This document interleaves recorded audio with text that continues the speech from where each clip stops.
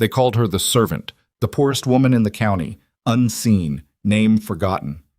But in the darkness of a summer night in 1816, it was that very servant's hand that kept abandoned children from starving to death, while the wealthiest in Calhoun County applauded their own charity. When the truth was revealed to the public, her enemies had already set a trap to destroy her forever. Could this invisible woman stand firm against an entire county that turned its back on her? Like and comment with the name of the city you're watching to let me know how far this story has progressed. And don't turn off the video, because the best is yet to come. The summer of 1816 arrived in Calhoun County, Virginia, like a debt collector, hot, relentless, and completely indifferent to who suffered most. By the third week of July, the road dust had turned to powder so fine it coated the inside of your mouth, and even the creek behind the Whitmore estate had shrunk to a thin, reluctant trickle. The wealthy families of the county retreated behind their shuttered windows and called it an inconvenience. The people at the far edge of Millbrook Road, the ones who couldn't afford ice or shade or a second meal, called it something closer to a sentence. Clara Whitmore, no relation to the family she served, had been the governess at Whitmore Estate for 3 years. She was 31 years old, plain-spoken, and possessed of the kind of face that people forgot almost immediately after looking at it. Not ugly, not beautiful, simply present. She wore the same 2 gray dresses on rotation, kept her dark hair pinned back so tightly it gave her headaches by noon, and moved through the grand rooms of the estate like a piece of furniture that happened to breathe. The children she taught, 9-year-old Emmeline and 7-year-old George, were fond of her in the uncomplicated way that children are fond of people who are reliably kind without demanding anything in return. The family that employed her felt about Clara the way most people feel about a reliable clock. Grateful when it works, indifferent to everything else. That suited Clara perfectly. She had started going to the Millbrook poorhouse 18 months earlier, not out of any dramatic decision, not after any single event that changed everything. It had been more gradual than that, more ordinary. She had seen a boy, maybe 6 years old, crouched behind the dry goods store on a Tuesday afternoon, eating something off the ground. She'd stood there for a moment, not knowing what to do, and then she'd gone into the store and spent 40 cents, nearly a third of what she'd saved that month, on bread and salt pork and a wedge of cheese, and she'd left it beside him without saying a word because she couldn't think of anything to say that wouldn't make it worse. She'd gone back the following week, and the week after that. The Millbrook poorhouse was a 1-story structure of aging timber and questionable mortar, positioned at the edge of the county as though someone had hoped if they placed it far enough away, people would forget it was there. The county administrator, a ruddy-faced man named Aldous Pruitt, allocated it a modest budget each quarter and considered the matter handled. The roof leaked in 2 places. The cast-iron stove in the main room had a cracked firebox that made winter heating a complicated and sometimes dangerous negotiation. There were, on average, 19 people living inside on any given week. Widows, orphaned children, men broken by injury or illness, women who'd lost everything when their husbands died and discovered that the law treated a widow's property with roughly the same consideration it gave a stray dog's. The woman who ran it was named Hattie Drum. She was 54, built like a barrel, and had the permanently tired expression of someone who had long since stopped expecting help but hadn't stopped working. When Clara first appeared at her door with a basket of food and a look on her face that suggested she wasn't entirely sure she belonged there, Hattie had studied her for a long moment. "You from one of the church committees?" Hattie asked. "No," Clara said. "County Assembly?" "No." "Then who sent you?" Clara thought about it. "Nobody." Hattie had looked at the basket, then back at Clara, then stepped aside to let her in. By the summer of 1816, Clara had developed a system, though she would have resisted calling it that. She kept a small ledger, tucked inside a volume of agricultural essays she'd borrowed from the Whitmore Library because nobody ever opened it, where she tracked what the poorhouse needed most against what she could reasonably provide. She set aside a portion of her monthly wages before she'd even held them long enough to feel the weight. She bought in small quantities from different vendors, so no single purchase looked significant. She sent donations through a postwriter she paid with an old silver clasp that had been her mother's, instructing him to leave the packages at the poorhouse door after dark and sign nothing. Hattie knew who was sending them. Hattie never told anyone. The people in the county who thought about charity at all and most of them thought about it primarily in terms of how it reflected on themselves, had developed a small, pleasant mystery around a benefactor they called the Sparrow. Packages of flour and dried beans, small jars of salve for children's chapped skin. Once, inexplicably, a complete set of wool blankets that arrived in October and kept 7 people alive through a particularly brutal cold snap. Nobody could trace it. The county assemblymen debated it mildly at their quarterly dinner and concluded it was probably a wealthy widow from one of the neighboring counties acting anonymously out of piety. Clara, sitting in the Whitmore kitchen eating a supper of cold potatoes and day-old bread, found this conclusion deeply satisfying. It was the 14th of July when Gideon Blackridge saw her for the first time. Not the first time he'd been in the same room with her. She'd passed through the Whitmore parlor twice during the 2 occasions he'd dined there, but the first time he actually looked at her. There's a difference, and he knew it immediately, the way you know the difference between hearing rain and listening to it. He had ridden out past Millbrook Road that evening for reasons he later struggled to reconstruct. His land holdings were concentrated in the western part of the county, and the poorhouse was a good 3 miles east of anything that concerned him professionally. He thought he might have been avoiding his own house, which had felt too large and too quiet since his younger brother had moved north to Philadelphia 8 months prior. He was 40 years old, owned roughly 4,000 acres, and had a reputation in Calhoun County as a man who was difficult to read and impossible to charm. He wasn't cruel. People sometimes confused hard with cruel, and Gideon had spent enough time around genuinely cruel men to find the comparison irritating.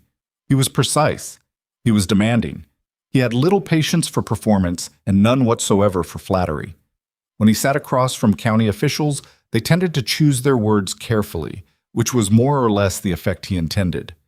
He had reined in his horse at the tree line when he saw the woman at the poorhouse door.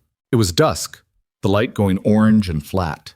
Clara was standing in the doorway, talking to a small girl, maybe 4 years old, thin in the way that meant more than ordinary childhood scrawniness, and she had the child's hands cupped in both of hers. Clara was saying something Gideon couldn't hear from where he sat. The child was shaking her head. Clara reached into the basket at her feet, pulled out something wrapped in cloth, her own supper, as he would later understand, and pressed it gently into the girl's hands. The girl looked down at the bundle for a moment. Then she looked up at Clara with an expression that was too old for a 4-year-old's face, a look that had learned to be afraid of kindness because kindness had a history of being temporary. Clara said something else, quietly, and the child, just for a moment, stopped looking afraid. Gideon sat on his horse at the tree line for another full minute without moving. He was not a man who experienced what he would have called tender feelings, without a certain amount of internal resistance. But there was something in the stillness of the scene, the woman handing over her own dinner without ceremony, without audience, without any apparent expectation of recognition, that hit him somewhere underneath the armor of his usual composure and refused to leave. He turned his horse and rode home and sat in his library for an hour, not reading. He made discreet inquiries over the following 2 weeks. Gideon Blackridge's discreet inquiries were the kind that produced actual information, because he paid people properly and asked specific questions. By the end of July, he knew that the governess at Whitmore Estate had been quietly supplying the Millbrook poorhouse for the better part of 18 months. He knew she earned $40 a month. He knew she was spending, by rough estimation, 20% of that on other people's survival. He knew the county administrator had no idea, the county assembly had no idea, and the Whitmore family, whose name she technically shared by employment, had absolutely no idea that the woman they tolerated at their dinner table to teach their children irregular French verbs was the closest thing to a genuine benefactor the poorhouse had ever had. He also made inquiries about Clara herself, though this felt oddly like a violation of something, and he did it with less directness than usual. He learned that she had come to Calhoun County from Richmond 3 years prior, that she had no family, that she had been engaged once, briefly, to a school teacher who had died of fever before the wedding, that she was considered capable, unremarkable, and slightly odd by the people who worked alongside her, largely because she had no visible interest in gossip or social positioning, which in a household staff was considered peculiar. Keeps to herself, the laundress at Whitmore Estate told him, when he'd contrived a casual reason to speak with her at the market. Quiet as a mouse, not cold though, just private, You know the type? Gideon did know the type. He thought he might be that type himself, on a good day. Down. He first spoke to Clara directly in the second week of August. He had arranged it, which he found mildly embarrassing in retrospect. He was not a man who arranged social encounters. He'd contrived a reason to call at the Whitmore estate on a matter of neighboring property boundaries, deliberately arriving at an hour when he knew the family would be occupied and Clara would be in the garden with the children for their afternoon lesson. She was sitting on a wooden bench with Emmeline beside her, a book open across both their laps, when he came around the corner of the house. The little girl George was attempting to catch a frog near the garden wall and achieving nothing but wet boots. Clara looked up at his approach. She didn't stand immediately, which surprised him. Most people employed in households of this kind had the instinct for deference trained so deep it operated before conscious thought. She finished whatever sentence she'd been reading aloud, then she stood. "Mr. Blackridge," she said, not warmly, not coldly, simply acknowledging. "Miss Whitmore," he said. "No relation," she said, automatic and faintly tired, the correction of a woman who'd made it several hundred times. "I know," he said. That stopped her for a fraction of a second. She looked at him with slightly more attention. "The children are due inside in 20 minutes, she said, "if you're looking for Mr. Whitmore." "I'm not," he said. The silence held for a moment. Emmeline looked between them with the frank, unselfconscious curiosity of a 9-year-old who had not yet learned to disguise interest. "Miss Whitmore," George called from the garden wall, not looking up from his frog pursuit. "He's hiding under the big rock." "Then perhaps leave him there," Clara called back, and there was something in her voice when she talked to the children, a slight loosening, a warmth that wasn't performed, that was completely absent when she spoke to adults. Gideon watched this and filed it away. "I want to talk to you," he said. "Not here. I understand you walk out toward Millbrook Road on Wednesday evenings." The change in her face was subtle but unmistakable. A slight stiffening, a careful arranging. "I sometimes walk that direction, yes." "I'll be at the crossroads this Wednesday," he said, "if you want to talk. If you don't, I'll leave you alone." She looked at him steadily. Brown eyes, he noted. The kind of steady, level gaze that most people lost the ability to hold past about 30 seconds. "What do you want to talk about?" she asked. "The sparrow," he said quietly. Her expression didn't crack. He gave her credit for that. It stayed exactly as composed as it had been, which was its own kind of answer. "Wednesday," she said. She came to the crossroads at 6 o'clock, and she came alone, and she was wearing an expression of someone prepared to be confrontational, if necessary. He respected that immediately. They walked along the road's edge in the early evening light, not toward the poorhouse. She steered them in a different direction, which he understood, and she listened without interrupting while he said what he'd come to say. He knew what she'd been doing. He wasn't there to expose her. He wanted to help. When he finished, she was quiet for a long moment. "Why?" she asked. "Because what you're doing matters," he said, "and it's going to collapse under its own limitations without more support. Hattie's roof is going to give out before December. The stove needs replacing. And 3 of the families there have no legal documentation for their residence, which means if anyone decides to challenge their right to be there, I know," Clara said. The words came out with a kind of exhausted weight that told him she'd been lying awake thinking about exactly these things. "I can fix those things," he said. She stopped walking, turned and looked at him with an expression that was not gratitude, or not primarily gratitude, but something more complicated, skeptical, measuring. "You're a landowner," she said. "You're a county assemblyman. You sit in rooms with Aldous Pruitt twice a year." "Yes." "Why would someone like you want to help a poorhouse?" He thought about the honest answer, which was that he'd watched her hand over her own dinner to a dying child and had felt something shift inside his chest that he hadn't been able to shift back. He decided this was not the right moment for the honest answer. "Because I can," he said, "and most people who can don't." She looked at him for a long, uncomfortable moment, the kind of silence that tests whether a person will fill it with something to relieve their own discomfort, or whether they'll hold it. He held it. "All right," she said finally, "but I'm not stepping back from it. If you're helping alongside me, not instead of me. I won't be managed or replaced or redirected. I wouldn't want to, he said, and he meant it completely. She didn't smile, but something in her posture shifted, fractionally, from braced to something slightly less braced. The roof first, she said, already practical. It needs to be done before September. I can have timber there by next Friday, he said. Quietly, she said. Quietly, he agreed. Chet. They fell into a rhythm over the following months that was entirely unplanned and surprisingly functional. Gideon handled the large material problems, the roof, the legal documentation, a new stove that arrived from the county seat in a wagon, and which Hattie received with the particular reverence usually reserved for extraordinary events. Clara continued her smaller, constant work. Food, medicine, the hundreds of small practical necessities that kept 19 people alive and something approaching dignified. They met at the crossroads every second Wednesday, walking and talking in low voices, making lists, identifying problems, arguing about priority. They argued with some regularity, which neither of them had entirely anticipated. The alderman children need schooling, Clara said one evening in October. Properly. Not just the alphabet scratched in dirt. A teacher. Someone who can come twice a week. That costs money and it attracts attention, Gideon said. Every week a stranger comes to the poorhouse. That's another person who might talk. Every child who grows up unable to read is a person who stays trapped, Clara said, not raising her voice, which somehow made it more pointed. He looked at her. You can't fix everything at once. I'm not trying to fix everything.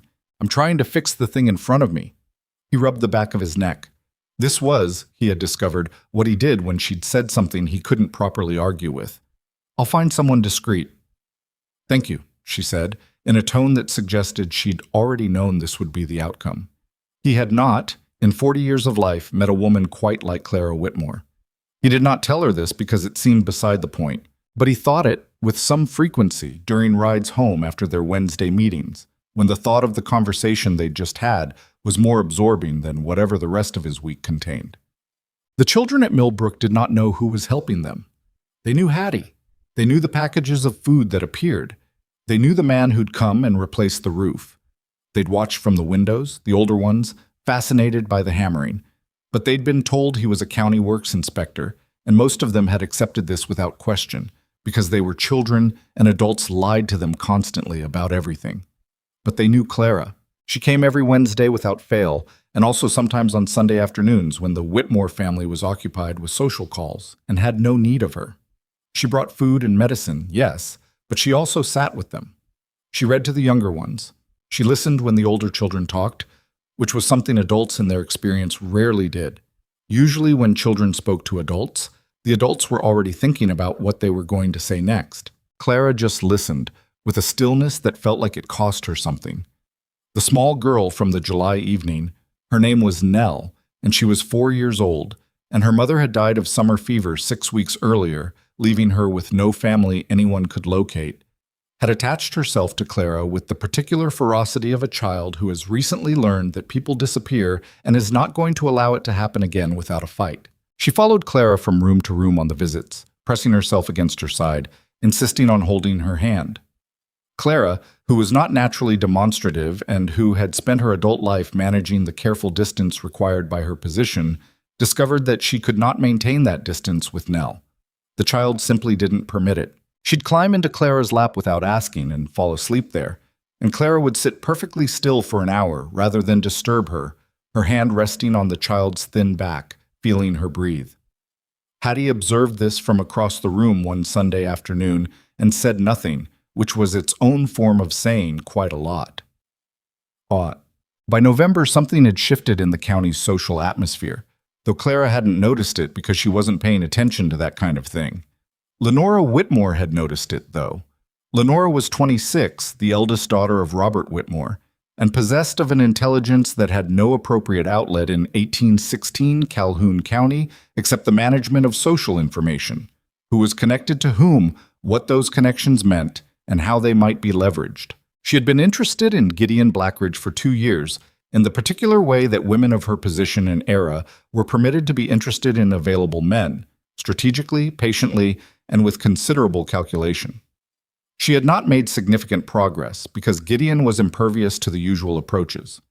He didn't respond to flattery or to the carefully arranged social proximity she manufactured at every county gathering. He was polite, distant, and somehow always occupied with something else when she attempted conversation of any depth. She had written this off as a general characteristic of his nature. Then she began to notice things, the way his gaze tracked across a room when he came to the house, not looking for her father as it should have been. The way his attention sharpened, nearly imperceptibly, when Clara's name came up in conversation. The Wednesday evenings when both of them seemed to be absent from their usual places. Lenora was not a woman who leaped to conclusions, but she was a woman who, once she had a suspicion, pursued it with the methodical patience of a natural hunter. She began watching more carefully. December came to Calhoun County and brought with it the particular social season that the wealthier families conducted as a kind of ritual self-congratulation. The charity assembly, the holiday dinners, the performance of benevolence that everyone agreed was evidence of the county's fine character. Clara spent the month exhausted. The cold made everything harder at the poorhouse. Children developed coughs. An elderly man named Jasper had a bad week with his lungs and required almost constant attention. The firewood she'd arranged wasn't quite enough, and she'd had to make up the difference from her own wages, which had pushed her calculations into uncomfortable territory. She was sorting through the household accounts one afternoon, one of the minor administrative tasks the Whitmores assigned to her, when she overheard Lenora in the hallway, speaking to the house's headmaid in a low, considered voice. "Has anyone mentioned who the governess sees on Wednesday evenings?" A pause. The maid's voice, cautious. "Not to me, Miss Whitmore." The sound of footsteps. "Never mind. Just curious." Clara sat very still at the writing desk, staring at the column of numbers without seeing them. She was not, she told herself, afraid. She had done nothing wrong. She was helping people survive the winter and had found an ally who could do more than she could alone. And the fact that the ally happened to be a man should not mean anything to anyone with any sense. But sense, she knew from considerable experience, was not the currency that Calhoun County traded in when it came to women's reputations. She sat at the desk for another few minutes. Then she picked up her pen and returned to the accounts, because there was nothing else to be done, and the numbers still needed to balance. Outside the window, the first snow of December was beginning to come down, light and quiet, covering the hard ground in something that looked briefly like softness. Inside the Millbrook poorhouse, Nell was probably sleeping. The new stove was holding heat. The roof was not leaking. Clara wrote down a figure in the ledger and moved on to the next line. It was enough for now that those things were true. The snow that had started falling on that December afternoon didn't stop for 3 days. By the time it did, Calhoun County was buried under 14 inches of the stuff, and the road to Millbrook had become a narrow, treacherous channel between banks of white that came up to a horse's chest in places. Most of the county's wealthier residents found this inconvenient but manageable. They had firewood stacked to the rafters and cellars full of preserved food and household staff to manage every discomfort at a comfortable distance. At the Millbrook poorhouse, the situation was something else entirely. Clara knew before she got there. She'd felt it the previous night, that specific low-grade dread that had become part of her nervous system over the past 18 months, the sense of a problem building faster than her resources could meet it. She'd packed her basket before dawn, wearing every layer she owned under her coat, and told the Whitmore housekeeper she had a personal errand and would return by midday. The housekeeper, a woman named Mrs. Farrell, who had been suspicious of Clara's Wednesday absences for months and had apparently decided that direct confrontation was beneath her, had simply looked at the basket and said nothing. The walk took twice the usual time. Clara arrived at the poorhouse door with snow packed into her boots and her fingers stiff enough that she fumbled the latch twice before she got it open. Inside, Hattie was awake and standing at the stove with an expression that combined exhaustion and controlled worry in proportions Clara had come to recognize as the particular look of someone managing a genuine emergency without enough tools.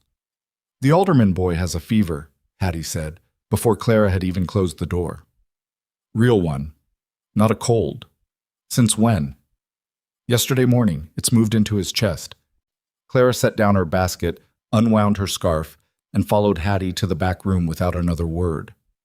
Thomas Alderman was 11 years old, thin-shouldered, and usually so loud that Hattie periodically suggested the county should hire him to replace the church bell.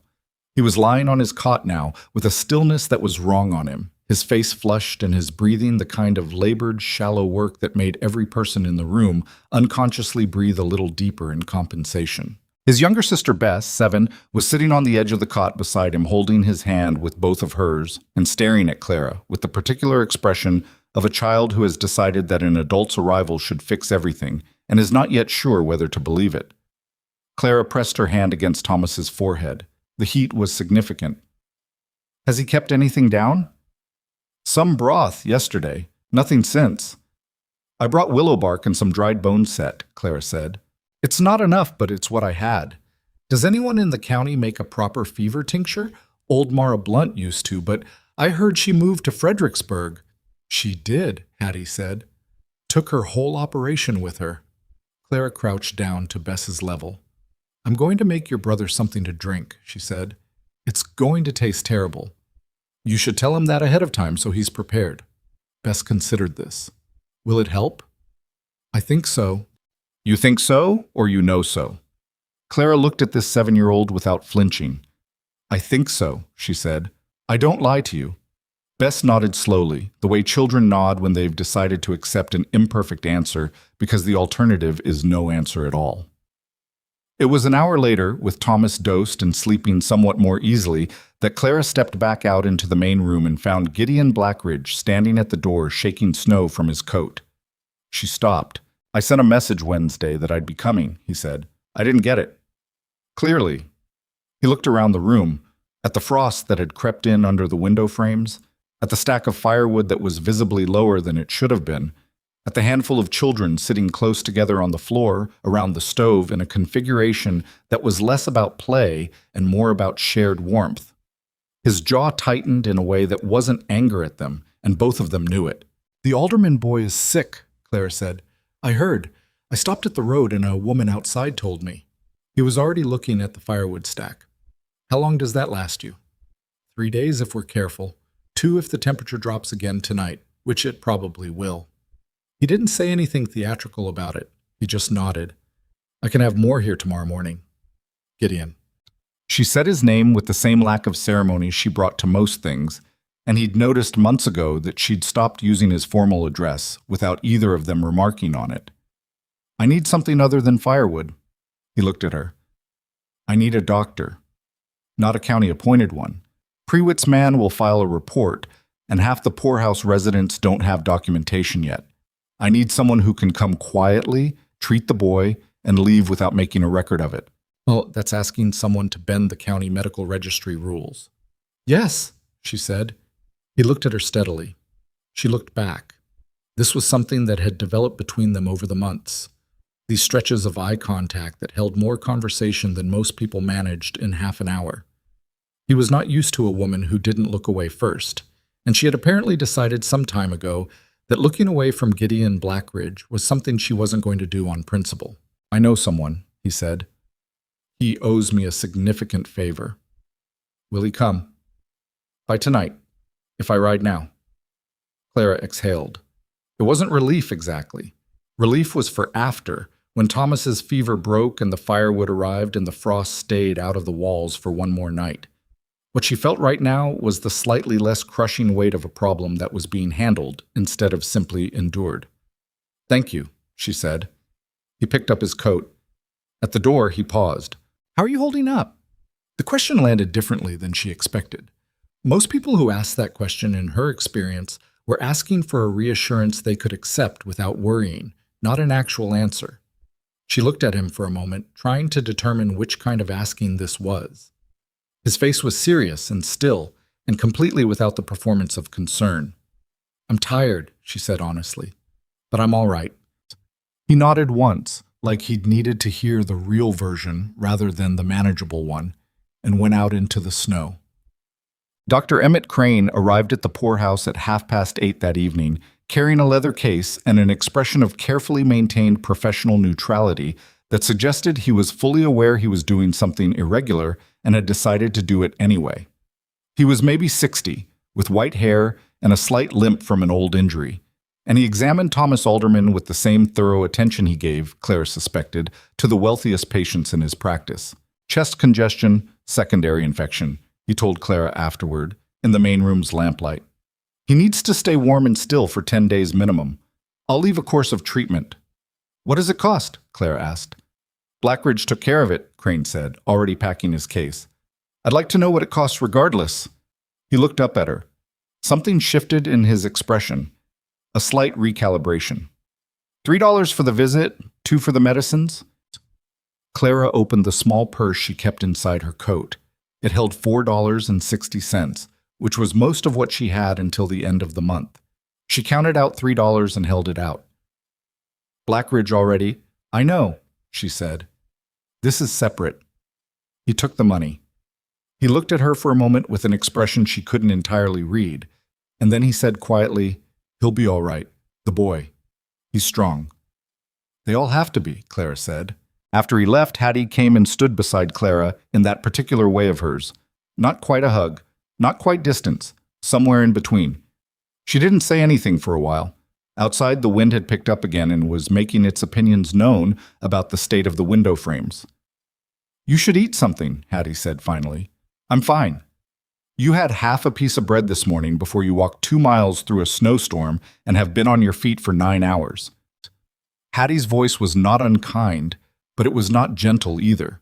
It was the voice of a woman who had watched too many people run themselves into the ground on behalf of others to find it heroic rather than alarming. Sit down and eat something or I'll be treating 2 patients. Clara sat down and ate something. Nell appeared from wherever she'd been. The child had a gift for materializing exactly when Clara was in the room, and climbed into the chair beside her without ceremony, pressing her side against Clara's arm and staying there, warm and solid, and not asking for anything except proximity.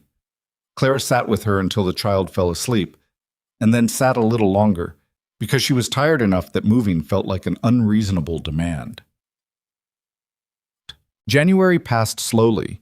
Thomas recovered, which was the most important thing, and was back to his usual volume by the second week of the month, which Hattie greeted with mixed feelings. The firewood arrived as promised. 3 more families came to the poorhouse in January.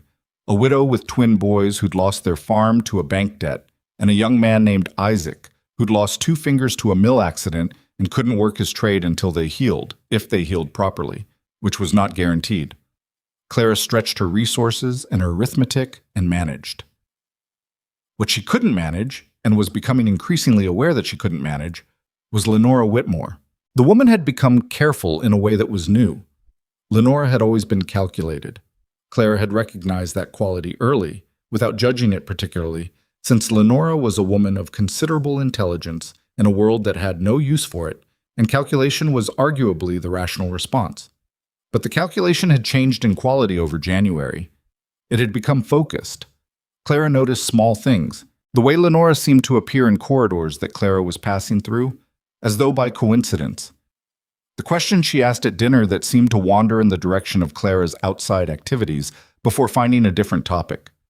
The particular attention she paid to Clara's Wednesday absences, and the way she sometimes stood at the upstairs window when Clara returned, watching her come up the drive. Clara was not naive. She had understood since the previous autumn that Lenora had reasons to want her gone. What she hadn't been sure of was whether Lenora had information or only suspicion. She found out in February. It was a Tuesday evening, and Clara was in the small room she used as a schoolroom, marking Emmeline's written exercises by candlelight when Lenora opened the door without knocking. This alone was unusual enough to put Clara on alert. Lenora was meticulous about social protocols within the house. Not out of warmth, but because protocols were tools, and you didn't misuse tools without reason. I wanted to ask you something, Lenora said, coming into the room and closing the door behind her. Clara set down her pen. She kept her face neutral. Of course. Lenora sat across from her with the composed ease of someone who believes they hold the better hand. She was wearing a dark green dress that suited her, and her expression was pleasant in the way that a trap looks pleasant before it closes. How long have you known Gideon Blackridge? She asked. We've been acquainted since last summer, Clara said, as have most people in the county. Not most people, Lenora said. Most people see him at assemblies and dinners. You seem to see him rather more regularly than that. Clara said nothing. This was a technique she'd refined over 3 years of navigating the Whitmore household. The strategic absence of words, which forced the other person to fill the silence with either their real concern or something that revealed the shape of it. Lenora smiled slightly. She wasn't bothered by the silence. I've heard some interesting things. People generally have interesting things to hear, Clara said. Most of them aren't true. Lenora looked at her with an expression that was almost admiring, the way a chess player appreciates a move that complicates the board. You're very careful. I try to be. He's been making purchases, Lenora said, and something in her tone changed, though the pleasantness edged with something harder. Timber, medical supplies, legal consultations, not for his property. Someone noticed, and they mentioned it to my father, and my father mentioned it to me because he couldn't make sense of it. Clara kept her face still. Inside, something cold moved through her. I don't see what that has to do with me, she said. Don't you? Lenora tilted her head. He's been making those purchases in a pattern that corresponds almost exactly with Wednesday evenings. And you, Miss Whitmore, are consistently unavailable on Wednesday evenings. The silence this time had a different quality. I walk in the evening sometimes, Clara said, for air. To the east? Toward Millbrook Road? Lenora's voice stayed even. That's a strange direction for a walk. There's nothing out there of particular interest. She paused. Nothing respectable, anyway. There it was. The word respectable, placed with surgical precision, carrying everything it was meant to carry. Clara felt the anger move through her. Not hot, but cold. The kind that doesn't explode but compresses, and kept it off her face by the specific effort of will she'd been developing since she was a girl. I think, Clara said carefully, that you're suggesting something without saying it directly. If you have something to say, say it. Lenora considered her for a moment, Then she said, I think you've been meeting Gideon Blackridge privately and regularly, and I think you understand what that looks like. And I think if certain people became aware of it, your position here would become difficult. Clara looked at her steadily. My position here is that of a woman employed to teach your younger siblings. I do that work well, and your father knows it. Are you telling me you intend to suggest to him that his children's governess is conducting herself improperly based on the direction of her evening walks? I'm telling you, Lenora said, and the pleasantness was gone now, stripped away cleanly, that I intend to be very attentive to anything that confirms what I suspect, and that you might consider whether whatever you're involved in is worth the consequences. She stood, smoothed her skirt, and left the room. Clara sat very still for almost a full minute after the door closed. Then she picked up her pen, looked at Emmeline's exercise, and went back to marking it, because the exercises still needed marking, because Thomas Alderman was still recovering, because Nell still needed her on Sunday afternoons, because 19 people were getting through the Virginia winter with medicine and firewood and legal protections they didn't know the cost of, and none of that stopped mattering because a threatened woman in a green dress had just made the stakes explicit. She marked 3 more exercises before her hand steadied completely. She told Gideon the following Wednesday, standing at the crossroads in a cold that had the sharp, clean quality of the kind that meant snow wasn't coming, but frost certainly was.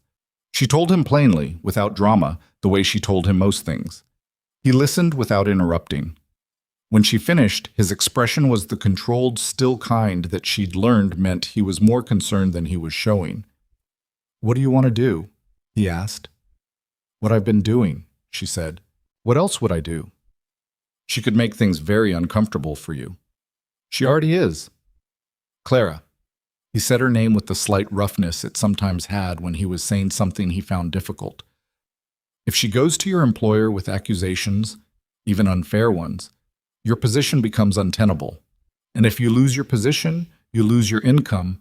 And this whole operation, I know what happens if I lose my position, she said. I've known for months. I knew it before Lenora Whitmore decided to pay attention. He stopped. I made a decision in January, she said, when Thomas was sick, and I spent the last of my month's savings on the doctor's fee.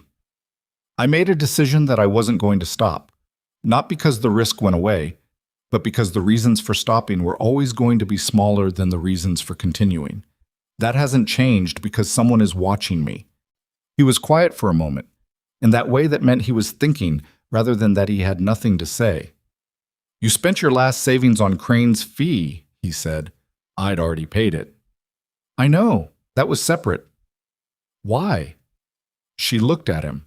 The question wasn't quite rhetorical and wasn't quite simple.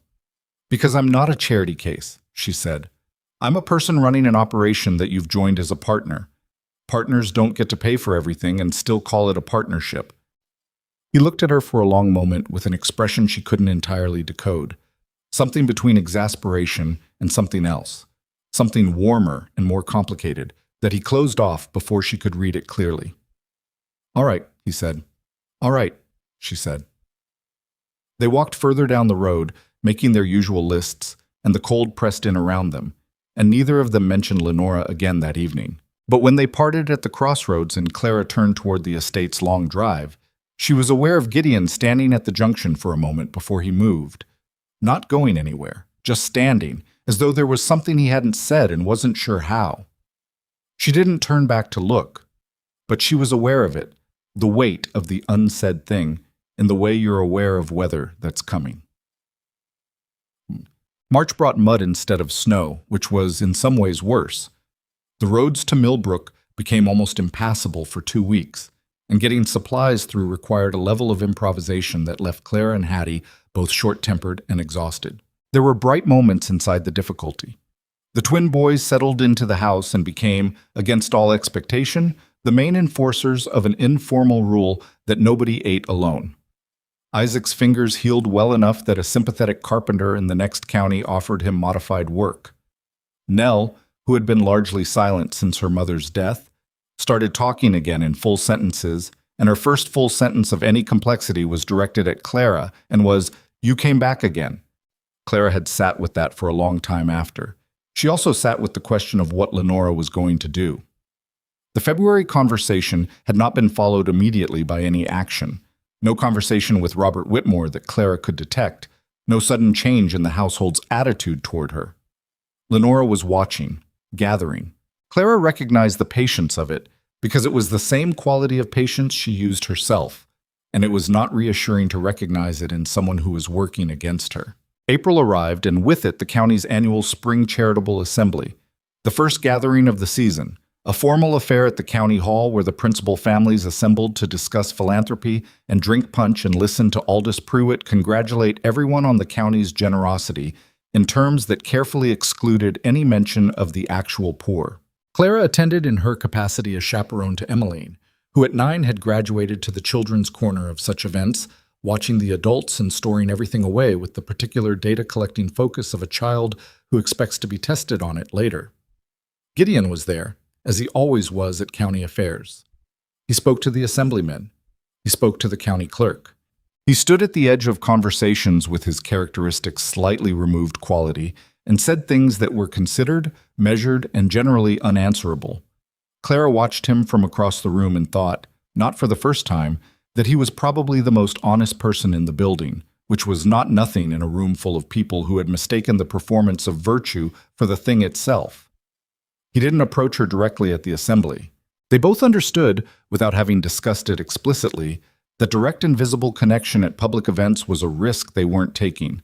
But at one point in the evening, crossing the hall in different directions with a reasonable distance between them, he said, without looking at her, in a voice pitched just for the two of them, "Isaac started work this week."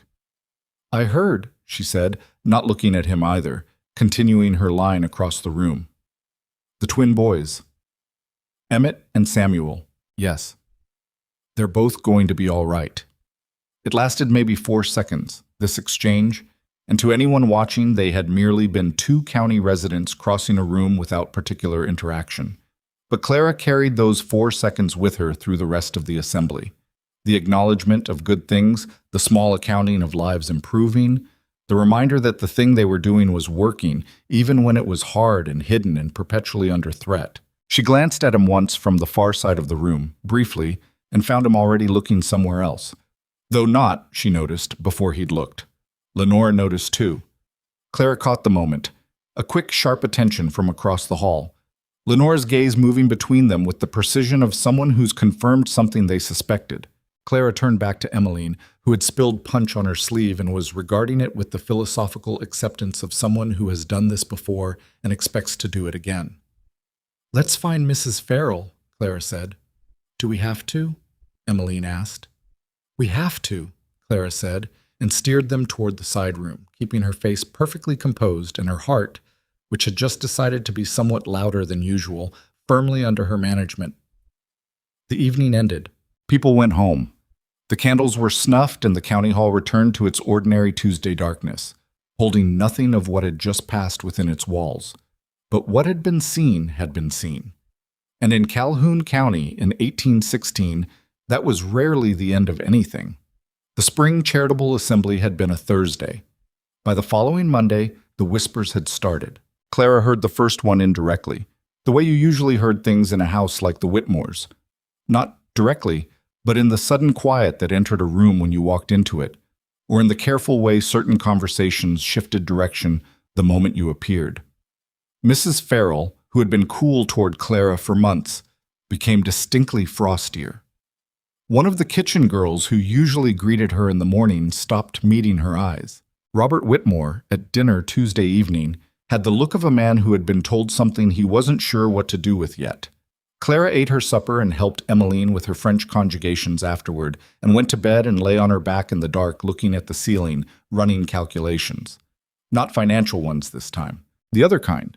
The ones where you try to measure how much time you have before a situation becomes untenable, and whether you can accomplish enough in that time to make the loss of it worthwhile. She decided she could.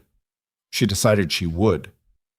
What she hadn't calculated for was how fast Lenora would move when she finally moved.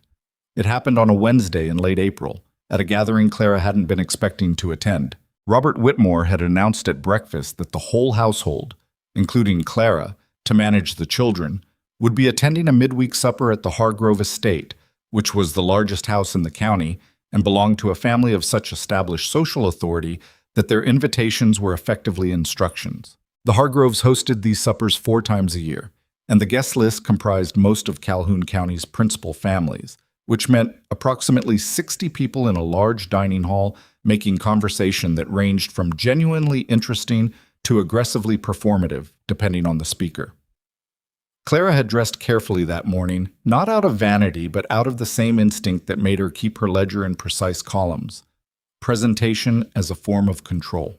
Her best dress was 3 years old and showed it in the elbows, but it was clean and fitted, and she wore it with the kind of straightforward dignity that didn't apologize for what it was.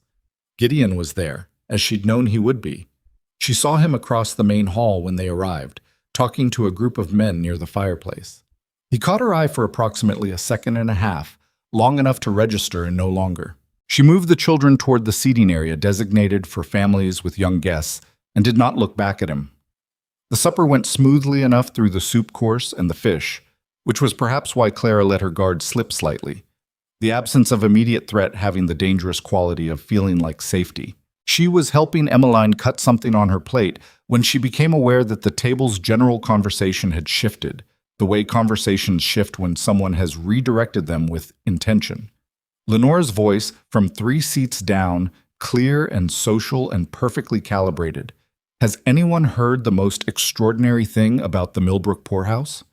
The table adjusted its attention. 60 people in a room have a collective attention that moves like water, finding the lowest and most interesting point, and Lenora had positioned herself as exactly that.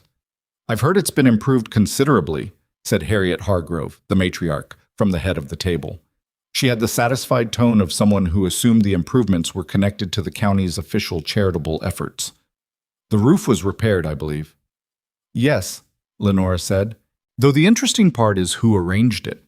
She paused, and the pause was the work of an expert, long enough to create appetite, short enough not to seem theatrical. "There are some rather complicated questions about a child there. A little girl, parentless. Apparently there are those who claim she ought not to be at the poorhouse at all, that there are circumstances surrounding her arrival that were, shall we say, improperly concealed." Clara's fork had stopped moving. She kept her eyes on Emmeline's plate. "What circumstances?" someone asked. A man's voice. She didn't recognize it. "Well, That's what's so troubling, Lenora said, and her voice had taken on the quality of reluctant disclosure, of someone sharing difficult information out of civic duty rather than interest.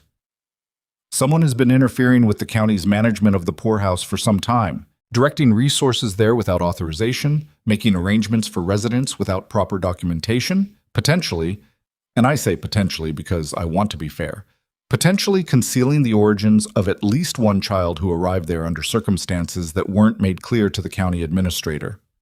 The room had the particular quality of attentive silence that assembles when people smell a scandal they can discuss later. "Who is this someone?" Harriet Hargrove asked, and her tone had shifted, sharper now, with the authority of someone who disliked irregularities in her county. And then Lenora looked directly down the table at Clara. It was a look that lasted perhaps 2 seconds. It didn't need to be longer. 60 people followed it, and the silence that followed was a different kind entirely. The held breath kind, the kind that precedes a verdict. Clara set her fork down. She felt the blood in her face doing something she couldn't entirely control, and she pressed the rage of it, because it was rage pure and cold, at the deliberateness of this, at the performance of it, at the word concealing applied to a dead woman's child who had arrived at the poorhouse sick and alone. She pressed it down below where it showed and looked back at Lenora with a steadiness she had to construct from the outside in. "If you have a question for me," Clara said, and her voice came out even, which surprised even herself, "I'd prefer you ask it directly." The table held very still.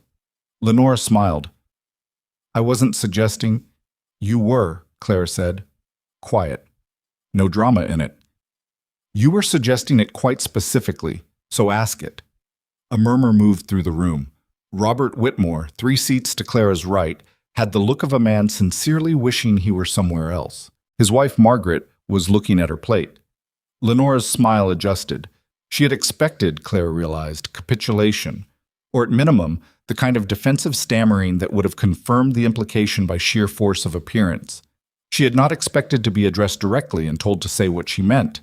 It had thrown her timing off by a measure that was small but visible. "Very well," Lenora said. "I'll ask directly. What exactly is your relationship to the Millbrook poorhouse, and what is your relationship with Gideon Blackridge?" The second question landed harder than the first, and was meant to. In 1816 Virginia, asking a single woman of working station to account for her relationship with a wealthy unmarried man in a room full of the county's principal families was not a question. It was an execution, dressed in the clothes of one. Clara opened her mouth, and Gideon Blackridge said from somewhere to the left and slightly behind her, "I can answer that." She hadn't heard him move. He was standing now, and the room had rearranged its attention toward him with the speed of something mechanical, because Gideon Blackridge almost never spoke unprompted at social gatherings, and when he did, people listened. "Miss Whitmore has been assisting with the poorhouse at my request," he said. His voice had that quality it sometimes had, controlled and unhurried, the way a man sounds when he's completely decided and not interested in argument. "As has Hattie Drum, who manages the facility. As has Dr. Emmett Crane, who any of you can consult. The roof, the stove, the legal documentation for the families residing there, those were arranged by me through legitimate purchase and county legal process. Miss Whitmore's role has been to help manage the distribution of supplies and to provide supplementary support to the residents." "That doesn't explain the child," Lenore said. She had recovered her composure, though the timing of it cost her something. "The child you're referring to," Gideon said, and something in his voice had cooled by a precise degree, "is a 4-year-old girl whose mother died of summer fever last July. Her name is Nell. There is no mystery about her origins. Her mother was a resident of the poorhouse for 6 weeks before she died. I have the documentation if anyone requires it, though I'd encourage the room to consider carefully what purpose is served by publicly interrogating the circumstances of a 4-year-old orphan's housing." The silence that followed was a different shape from the one before. The held breath kind had become the reconsidering kind. Harriet Hargrove cleared her throat. She was 70 years old and had been navigating social rooms longer than most people in the county had been alive, and she had the infallible instinct of someone who knows when a situation has turned and which direction it is turned toward.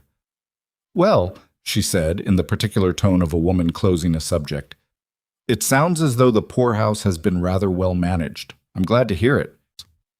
The table accepted this with the collective relief of people who have been given permission to move on. Conversation resumed carefully around other topics. Lenora looked at her soup. Her face was composed and gave nothing away. But Clara, watching from 3 seats down, could see the slight tightness in her jaw that meant the evening had not gone as she'd planned. Clara picked up her fork. Her hand was steady. Her heart was doing something considerably less steady, which she was managing by the application of pure, focused will. Gideon, she noted, had returned to his seat without looking at her. He had also, she noted, said not a single word about her private provision of food and medicine, the 20% of her wages, the Wednesday evenings before he joined, the 100 small acts that preceded his involvement and which she had funded from her own pocket. He had framed her role as assistant to his operation, which was strategically brilliant and personally somewhat maddening. She would tell him that later. The ride home from his Hargrove estate was conducted in 2 separate carriages, as it had begun, and Clara sat in the family coach with the children and Mrs. Farrell and said nothing for the entire 40 minutes of the return journey. Emmeline fell asleep against her shoulder somewhere around the halfway point. George had fallen asleep before they left the estate driveway. Clara sat with Emmeline's warm weight against her arm and the darkness outside the window, and thought about what had just happened with the precision of someone inventorying damage. The immediate threat had been deflected. Gideon had done that efficiently and without visible effort, which she was both grateful for and found slightly irritating in the way that competence you didn't ask for often was. The room had followed Harriet Hargrove's cue and released the subject, which meant the scandal Lenora had been engineering had lost its ignition point for the moment. For the moment. Because Lenora was not done. Clara understood this with a certainty that had nothing to do with being dramatic about it. Lenora was precise and patient, and she had just had a plan fail in front of 60 witnesses, which meant the next approach would be more careful, and the evidence she brought would be harder to redirect. What Clara didn't yet know was that the next approach was already in motion, had been in motion, in fact, for 2 weeks prior to the Hargrove supper, and involved not a social gathering but a county office and a man named Wallace Greer. She found this out on Friday when Hattie sent a message.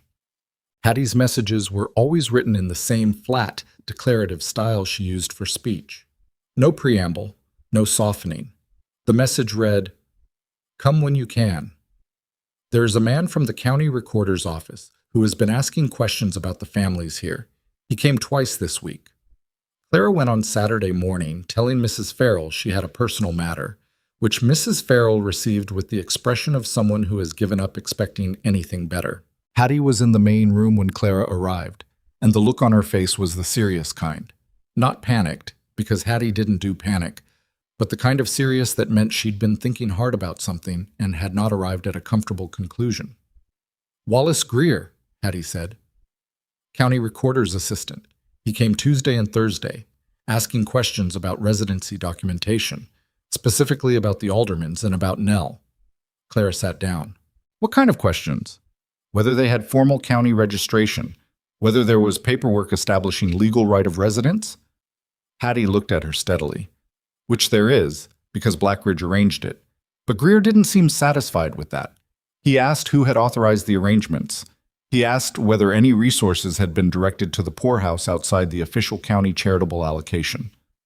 "Which we have," Clara said. "Which we have," Hattie confirmed.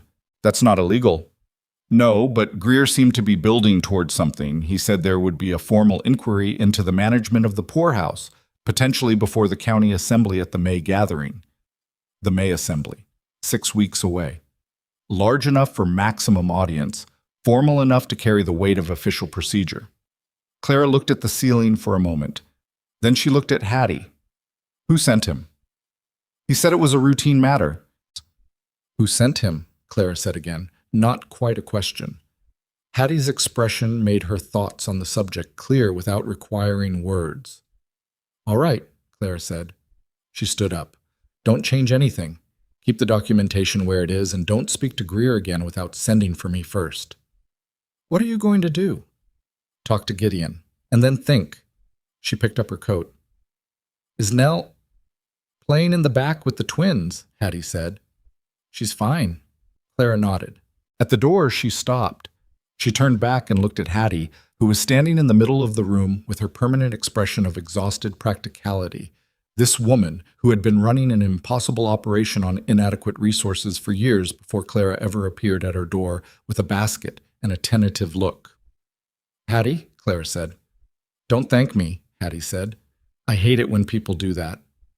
"I was going to say I'm sorry," Clara said, "that this has found its way to your door." Hattie was quiet for a moment. Then she said, with a gruffness that didn't entirely cover what was under it, "It was already at my door before you got here. You just made it easier to hold." She waved a hand. "Go talk to Blackridge." She met Gideon that same afternoon, not at the crossroads. She sent word asking him to come to the mill road on the south side of the estate, which was both more private and less conspicuous than their usual arrangement. He arrived on horseback looking like he'd ridden quickly, which told her he'd gotten her message and understood the urgency without her having to specify it. She told him about Greer while they walked. He listened in the way he always listened, completely still, no interruptions, his face doing that particular thing where it revealed nothing of what he was thinking until he was ready to reveal it. "Greer works under Pemberton," he said when she finished. "Josiah Pemberton, the county recorder. Pemberton and Robert Whitmore have been friends for 20 years. So it's not routine." "It's not routine," he agreed. "What does a county inquiry actually mean, practically?" He thought for a moment, which she appreciated. He didn't answer things before he'd thought about them, which was less common than it should have been. In the best case, they examine the documentation, find it's all in order, and close the inquiry with nothing actionable. In the worst case, they decide that the management of the poorhouse has been conducted improperly, which they'd define as operating outside official county oversight, and they move to place it under direct county administration, which means Pruitt. Aldous Pruitt's administration of the county's charitable allocations was, to use the most charitable description available, indifferent. He was not malicious. He was simply a man who genuinely believed that the poor were poor through a combination of moral deficit and bad fortune, and that the appropriate response was to provide bare minimum survival conditions and leave them to improve their character on their own time. Under Pruitt's direct management, the improvements of the past year would be gone within 6 months. "That can't happen," Clara said. "No," he agreed. "So what do we do?" He was quiet for a moment.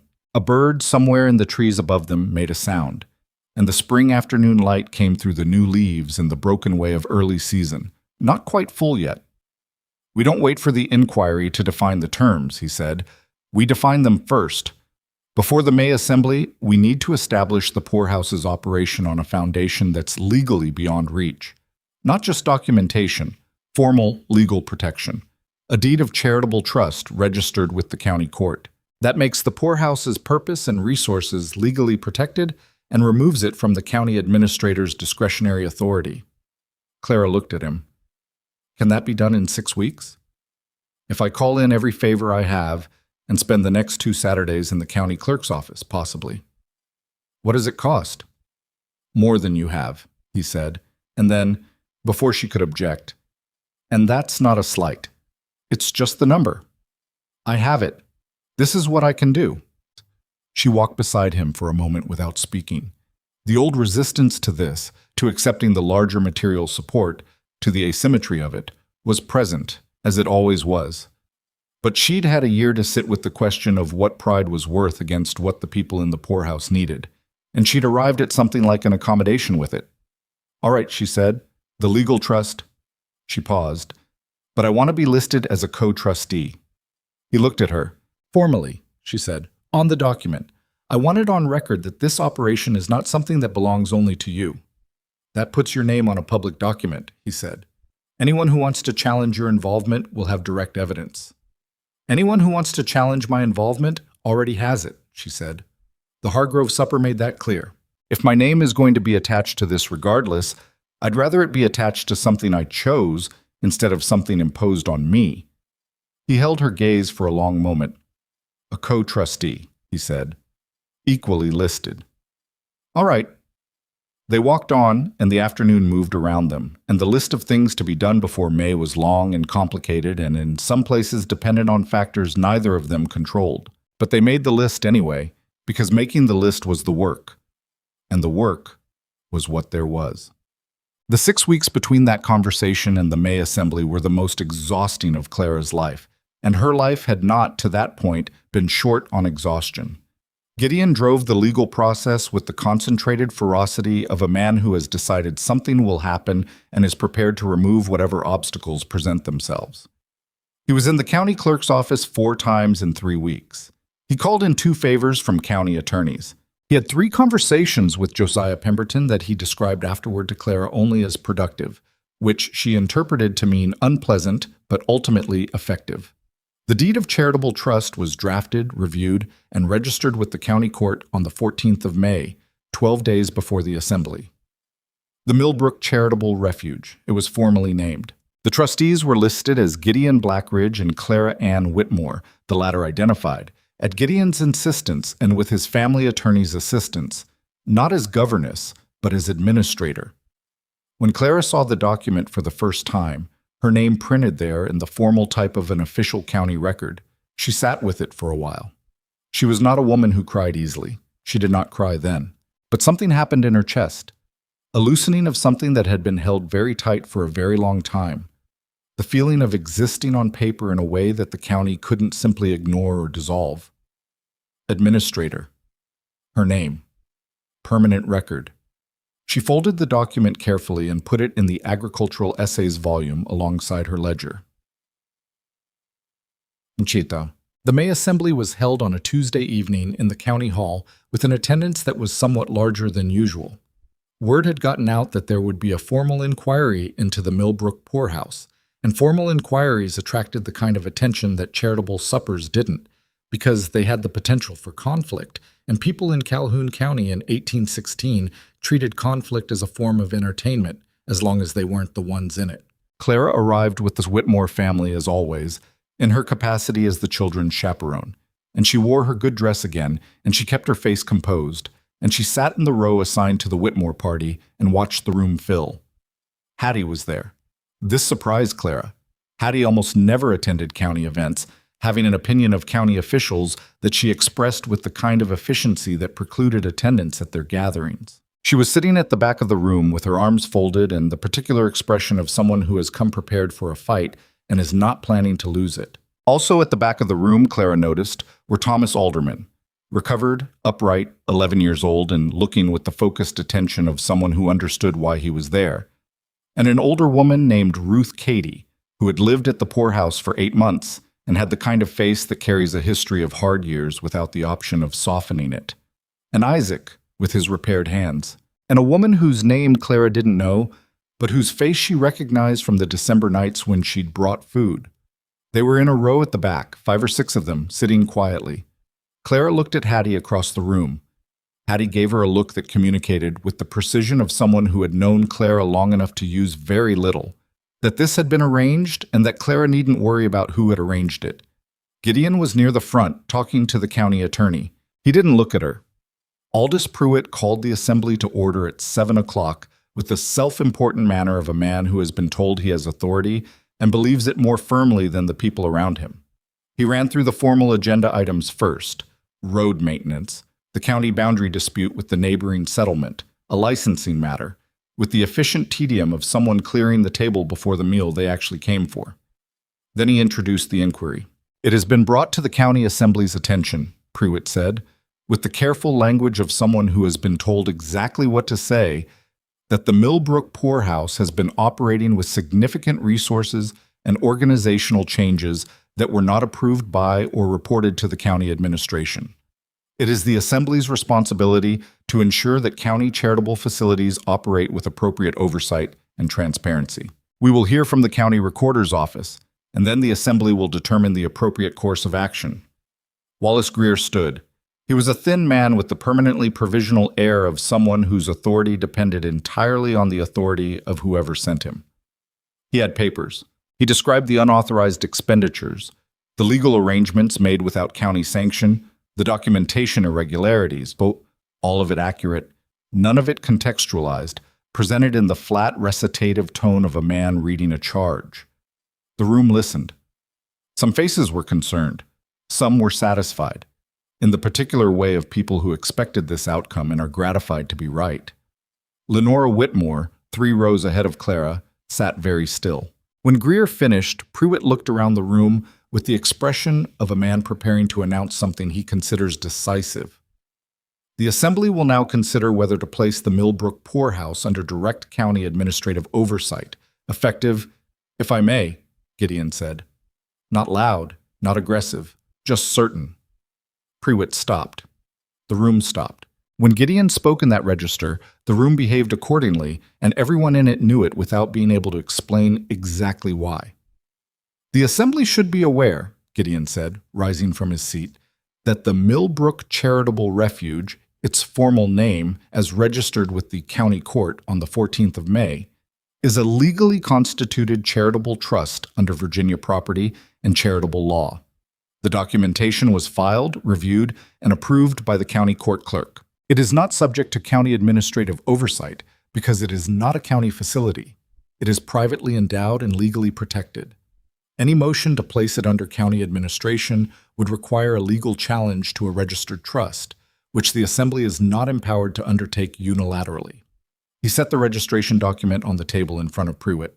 The county attorney, who had seen it already, did not look surprised.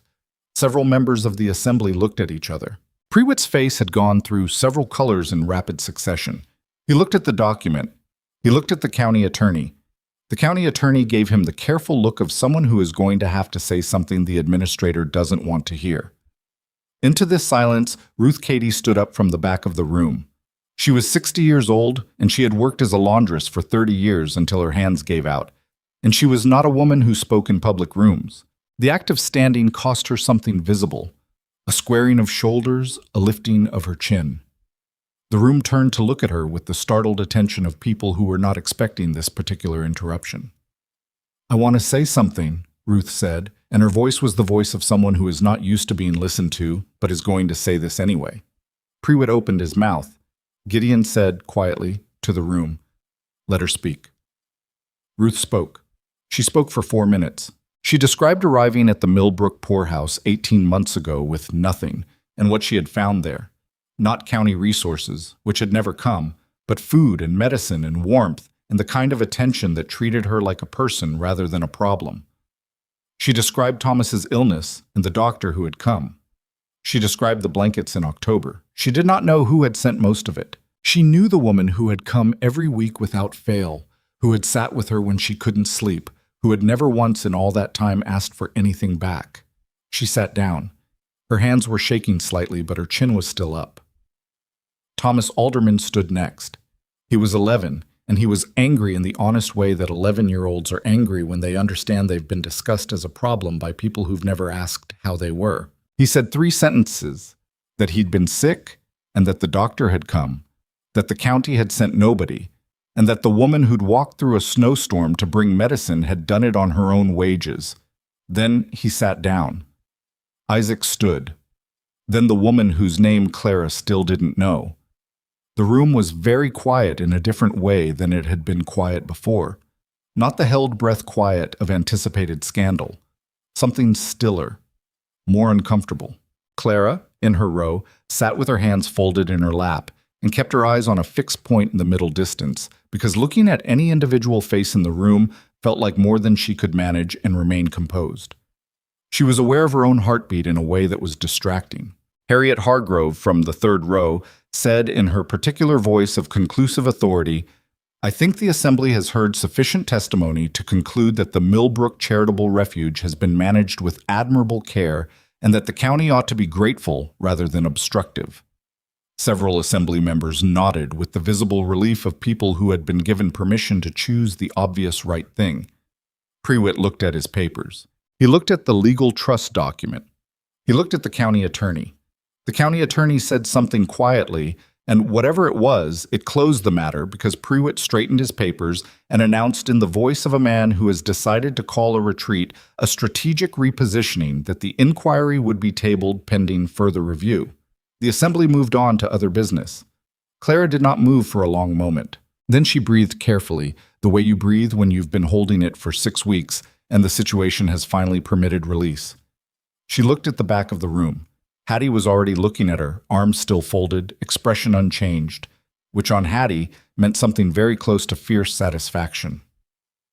Thomas caught Clara's eye from across the room and gave her the small, complicated nod of a child who has just done something he understood to matter.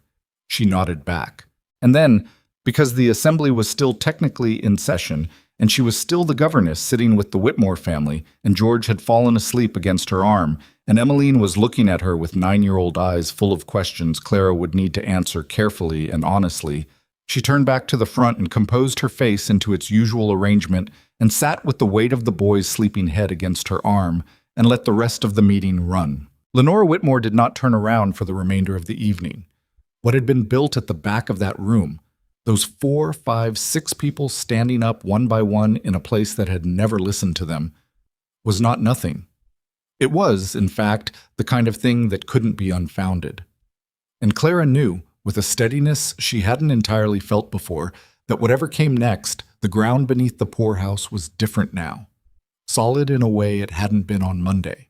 She was going to have a great deal to say to Gideon Blackridge at the next Wednesday crossroads, including several things he probably hadn't anticipated. But for now, she sat with the sleeping child, and the room talked itself out around her, and the May evening pressed its darkness gently against the county hall windows. And something that had been at stake for a very long time had held. The Wednesday after the assembly, Clara arrived at the crossroads 7 minutes early and stood there in the warm May evening with her arms folded and her expression already arranged into what Gideon had privately come to think of as her accounting face. The one she wore when she was about to lay out a series of facts in a sequence that was difficult to argue with. He arrived on horseback, dismounted, and had barely tied the reins to the fence post before she said, "You described me as assisting at your request." "Good evening," he said. "At the Hargrove supper. You told the room I was helping at your request." "I remember what I said." "It wasn't accurate." He looked at her steadily. "It was strategically accurate. If I'd told the room that you'd been operating independently for 18 months before I was involved, it would have raised questions about your conduct that the legal trust couldn't retroactively answer. The framing protected you." "I didn't ask to be protected that way." "No," he said. "You didn't. And I made a judgment call without consulting you, and you're right to be annoyed about it." That stopped her slightly. She had been prepared for him to defend the decision more thoroughly, and the absence of a full defense left her argument standing in a room that had fewer walls than she'd planned. "I'm not annoyed," she said, which was not entirely true, and they both knew it. "All right," he said. I understand why you did it. I don't like that you did it without telling me." "Noted," he said. "Genuinely. I should have told you what I was going to say." She looked at him for a moment. The evening was warm and the road was quiet, and somewhere in the fields to the east, a bird was making the particular repetitive declaration that meant it was either establishing territory or deeply confused about something. "The trust worked," she said, which was her way of moving forward. "It did. Prewitt is going to find another approach eventually." "He'll try," Gideon said.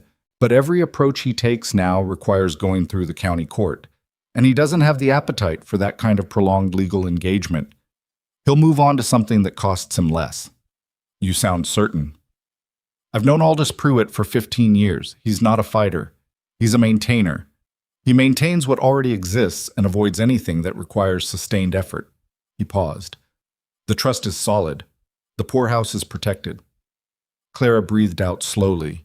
It was the kind of exhale that has months of compression behind it, the kind that doesn't fully release everything but gets some of the weight off. "Hattie organized the witnesses," she said. "I know, I didn't ask her to." "Neither did I." Clara was quiet for a moment, thinking about Ruth Cady's shaking hands and Thomas's 3 honest sentences and the woman whose name she still needed to learn. "They came on their own." "Yes." "That's—" She stopped, started again. "People don't usually do that. Step into a county assembly room and say something out loud that might be used against them later. They don't do that for nothing." "No," Gideon agreed. "They don't." They walked, as they usually walked, and the list they made that evening was shorter than most. Fewer immediate crises, more maintenance, more planning for the kind of problems that come after the immediate emergency has passed. Who would teach Thomas and the other older children through the summer? What to do about Isaac's situation when his temporary work arrangement ended in August. Whether the county had any process for formally placing an orphaned child like Nell into guardianship, and if so, what that process looked like. And whether Clara's name as co-trustee of a registered charitable organization constituted anything useful in that process. That last item sat differently from the others. I looked into it, Gideon said when she raised it. She glanced at him. Before you ask, yes, I looked into it without telling you first. I'll acknowledge that up front, and you can be annoyed about it in a moment. He kept his eyes on the road ahead. The county process for orphan guardianship requires a petition to the county court, 2 character witnesses from established county residents, and a determination by the county judge that the petitioner is capable of providing adequate care. The process takes approximately 6 weeks from filing to hearing. Clara walked beside him without speaking for a moment. You looked into it, she said. I did. Because you thought I might want to petition for Nell. Because I thought you might already be thinking about it and hadn't said so yet. She was quiet again. The thing about Gideon Blackridge that she had not anticipated when she first stood at the crossroads and watched him say he wanted to help was that he paid attention in the specific way. Not to what she said, but to what she was working toward when she said it. It was, she had found, simultaneously useful and uncomfortable, like a light in a room you'd been navigating in the dark. Helpful. Also reveals things you'd gotten used to not seeing. I've been thinking about it, she admitted, since March. I know. You know. She follows you room to room. She learned to tell time so she'd know when you were coming. He said it matter-of-factly, without sentiment, which somehow made it land harder than sentiment would have. She already belongs to you. The paperwork is just the county catching up. Clara stopped walking. He walked 2 more steps before he noticed and turned back. She was standing in the middle of the road with an expression he hadn't seen on her before. Not the composed steadiness, not the ledger face, not the particular combination of exhaustion and purpose that she wore most often. Something more open than that. Something that looked like a person who has been holding something very carefully for a very long time and has just been told they're allowed to set it down. I'm not able to petition while I'm employed as a governess, she said. The court would consider my situation, my income, my housing, my social position. She stopped.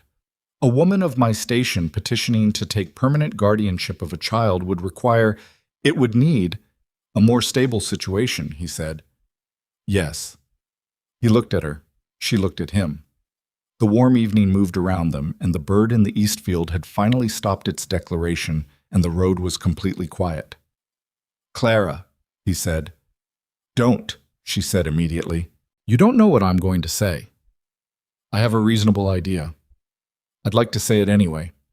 She looked at him with the expression of someone who has thought about something from every angle for a long time and is not sure she's prepared for it to stop being theoretical.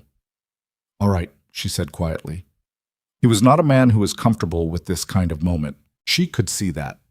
The slight adjustment in his posture, the way he looked at a fixed point just past her shoulder for a half second before bringing his gaze back to her face, the particular quality of stillness that meant he was choosing words rather than reaching for them.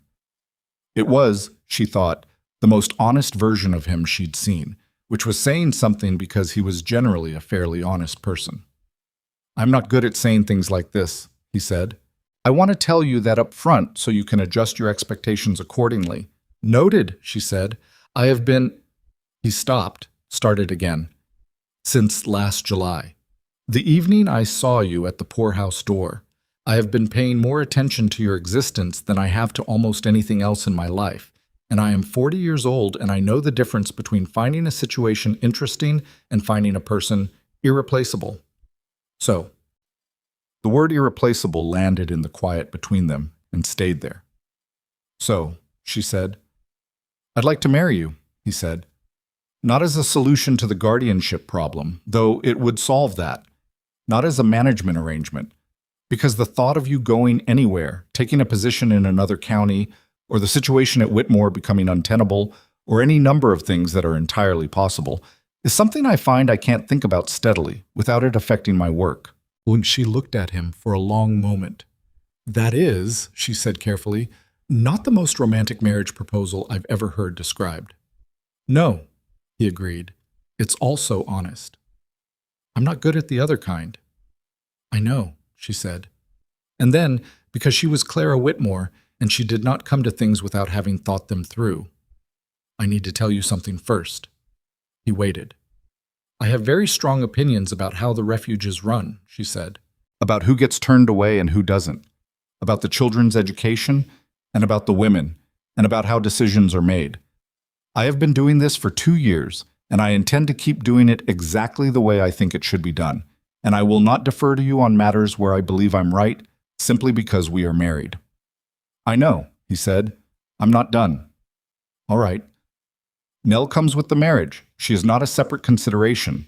She is part of the answer if the answer is yes. I assume so, he said. I would like that. She studied him. He held her gaze with the same patience he always held it, the steadiness that had been one of the first things she'd noticed about him, and was still one of the most disarming. One more thing, she said. Yes, the promise I need from you, and I need it said plainly, not implied, not understood, actually said, is that no family who comes to the refuge while we have the means to help them will be turned away. That is not something I will negotiate on later when it becomes inconvenient or expensive or complicated. I need to hear you say it. He understood what she was asking, not a romantic promise, a foundational one, the kind that would be called back in arguments and tested in hard years, and would need to hold under conditions that weren't visible from where they were standing.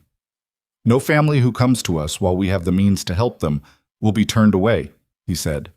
Clear, unornamented, the way he said things when he meant them completely. Clara looked at him for another moment. Yes, then, she said. He breathed out slowly, which was the closest he came, she suspected, to visible relief. I should tell you, she said, that I am going to be a difficult person to be married to. You're already a difficult person, he said, and there was something in his voice she didn't hear often. Not quite warmth, warmer than that, something that had been there for a while and was just now being allowed to be audible. I've had considerable time to adjust. What? They did not announce it that evening or the next morning. Clara needed to speak to Robert Whitmore first, which was a conversation she was not looking forward to, and Gideon needed to speak to his attorney about the guardianship petition, which he began the following Thursday. The conversation with Robert Whitmore happened on a Friday afternoon. Clara requested it formally, which surprised him. She usually communicated through Mrs. Farrell for anything household-related, and he received her in his study with the expression of a man who suspects he's about to be told something inconvenient. She told him plainly. She was resigning her position. She was to be married to Gideon Blackridge. She would complete the current month and help find a suitable replacement for the children if he wished, but she understood if he preferred the transition to happen more quickly.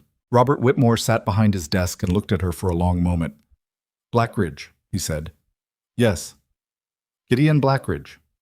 Yes, Mr. Whitmore. He was quiet for a moment. He was not a bad man, Robert Whitmore. He was a man of his time and his class, which meant he had a specific picture of how the world arranged itself, and Clara had just rearranged a piece of it significantly. I see, he said. I appreciate the position, Clara said. I'm aware this is unexpected. Lenora, he stopped. Something moved across his face that was hard to read precisely. Discomfort, perhaps, or the beginning of an understanding about his daughter's recent activities that he wasn't fully ready to look at directly. Has Lenora spoken to you recently? We have spoken, Clara said, which was accurate and complete. He nodded slowly. He looked at his desk. The children are fond of you, he said. I'm fond of them. Emmeline will be upset. I'll speak with her myself if you'll allow it. He nodded again. There was a long pause in which Clara sat quietly and let him work through whatever he was working through. Then he said, with the careful politeness of a man who is doing the right thing primarily because he can see no dignified alternative, I wish you well, Miss Whitmore. You have served this household faithfully. Thank you, she said. She left the study and walked down the corridor and out into the kitchen garden, where she stood for a moment in the afternoon sun with her hands pressed flat against the warm brick of the garden wall, feeling it solid under her palms. The fig tree in the corner was putting out new leaves. A cat she'd never successfully made friends with was sleeping on the wall at the far end. She thought about the ledger inside the agricultural essays volume. She would take it with her. It was hers. Say dot. The announcement moved through Calhoun County in the way that significant announcements move through small communities, rapidly, incompletely, and with a high ratio of interpretation to fact.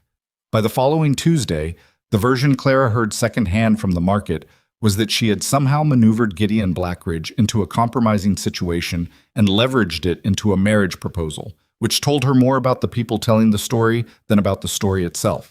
Harriet Hargrove, who Clara encountered at the dry goods store on Wednesday morning, said simply, "I think he has excellent judgment," which from Harriet was approximately equivalent to a standing ovation, and Clara received it accordingly. Dr. Emmett Crane sent a note that said, "Good. About time someone made him do something he didn't plan himself." Hattie, when Clara told her, was quiet for a moment. Then she said, "Does he understand what he's taking on?" "I told him directly," Clara said. "And?" "He said he'd had considerable time to adjust." Hattie looked at her with the expression that was not quite a smile but occupied the same territory. "Good answer," she said. Nell, when Clara sat with her on the following Sunday and explained in careful and honest terms what was going to happen, that Clara was going to marry Mr. Blackridge, that they would have a house, that Nell would come and live in that house with them if she wanted, listened with the focused intensity she brought to information she considered important, and then said, "Would I still come here?" Meaning the refuge. "Yes," Clara said. "We'd both come here. Often." Nell considered this. "Okay," she said, with the pragmatic acceptance of a child for whom the alternative to okay had generally been worse. Then she climbed into Clara's lap in her usual way and pressed her face against Clara's shoulder and stayed there, breathing, not saying anything else. Clara sat with her and didn't say anything else either, and thought about how much of what mattered in a life happened without words, in the spaces between them. The wedding was in June, small and without ceremony beyond what was legally required, which suited both of them. Gideon's county attorney served as one witness. Hattie Drum, cleaned up and wearing her best dress and looking faintly alarmed to be doing so, served as the other. The magistrate performed the ceremony in 12 minutes, which Clara later described to Hattie as efficient. "I've been to longer funerals," Hattie said. "So have I," Clara said. "Those were worse." The guardianship petition for Nell had been filed the same week and was working its way through the county court on the timeline Gideon had projected. 6 weeks, approximately, before the hearing. Clara had submitted her character witnesses, Gideon, obviously, and Harriet Hargrove, whose name on a county document carried a weight that wasn't subtle. She had also submitted, on the advice of Gideon's attorney and over her own initial resistance, the formal record of her 2 years as co-administrator of the Millbrook Charitable Refuge, because the attorney had pointed out, quite reasonably, that the county judge would find it considerably easier to approve guardianship for a woman who had demonstrably managed the welfare of 19 people than for a governess whose primary qualification was teaching irregular French verbs. Clara had conceded the point. The hearing was in July, and the judge, a man named Clarence Mott, who had the permanently distracted air of someone managing more paperwork than any reasonable person should, reviewed the petition for approximately 8 minutes, asked Clara 4 questions, looked at the submitted character documents, and approved the guardianship with the particular briskness of someone who considers the matter obvious and is slightly annoyed it required a formal hearing. Clara signed the document. Her hand was, for the first time in as long as she could remember, not entirely steady. Nell was in the courthouse hallway with Hattie while the hearing ran. When Clara came out, the child looked up at her with the question in her face before she had the chance to ask it out loud. "It's done," Clara said. Nell crossed the distance between them in about 2 steps, and Clara crouched down to catch her, and it was neither graceful nor dignified. Nell was 5 now, and heavier than she'd been in July of the previous year, and Clara hadn't quite planned for the force of the arrival. But they ended up on the courthouse steps together in a configuration that was more or less a hug, which was a thing Clara had not been particularly accustomed to before this child. Hattie, standing above them, said nothing, which was the right thing to say. The county, as counties do, adjusted. Not quickly and not gracefully, but with the incremental, sometimes grudging recalibration of a community that has watched a situation resolve in a direction it didn't entirely predict. The people who had whispered about Clara's Wednesday evenings now had a version of events that they could fit into an acceptable story. The wealthy landowner and the overlooked governess, the private charitable work, the natural development of regard. And they fitted in, mostly because the alternative was to sit with the more uncomfortable story, the one where they had all looked directly at a woman doing extraordinary work for 2 years and had seen nothing but a servant. Robert Whitmore, Clara heard through Gideon's social channels, had been uncharacteristically quiet on the subject of his former governess's marriage. His wife Margaret had sent a letter, stiff and brief, but genuine, wishing them well. Emmeline had cried when Clara said goodbye, and then had, with 9-year-old resilience, written her a letter the following week asking whether she could visit the refuge sometime and see the children, which Clara had answered yes. Lenora Whitmore did not appear at the summer social gathering she usually attended. Clara did not ask where she was. Whatever Lenora was working through, she was working through it in private, which was probably the right place for it. What Clara found herself thinking about, in the first weeks of her new life, in the house that was now hers as well as Gideon's, at the table where Nell ate breakfast with the focused seriousness she brought to everything, in the morning rides out to the refuge when the summer light was still low and the road still cool, was not the triumph of it. She was too honest with herself for triumph to sit comfortably, too aware of the friction, the ongoing difficulty, the things that hadn't resolved cleanly. She thought about what Hattie had said to her on a December morning 18 months earlier, when Clara had arrived at the poorhouse door with snow packed into her boots and a sick boy to worry about. "It was already at my door before you got here. You just made it easier to hold." She held that sentence often, turned it over.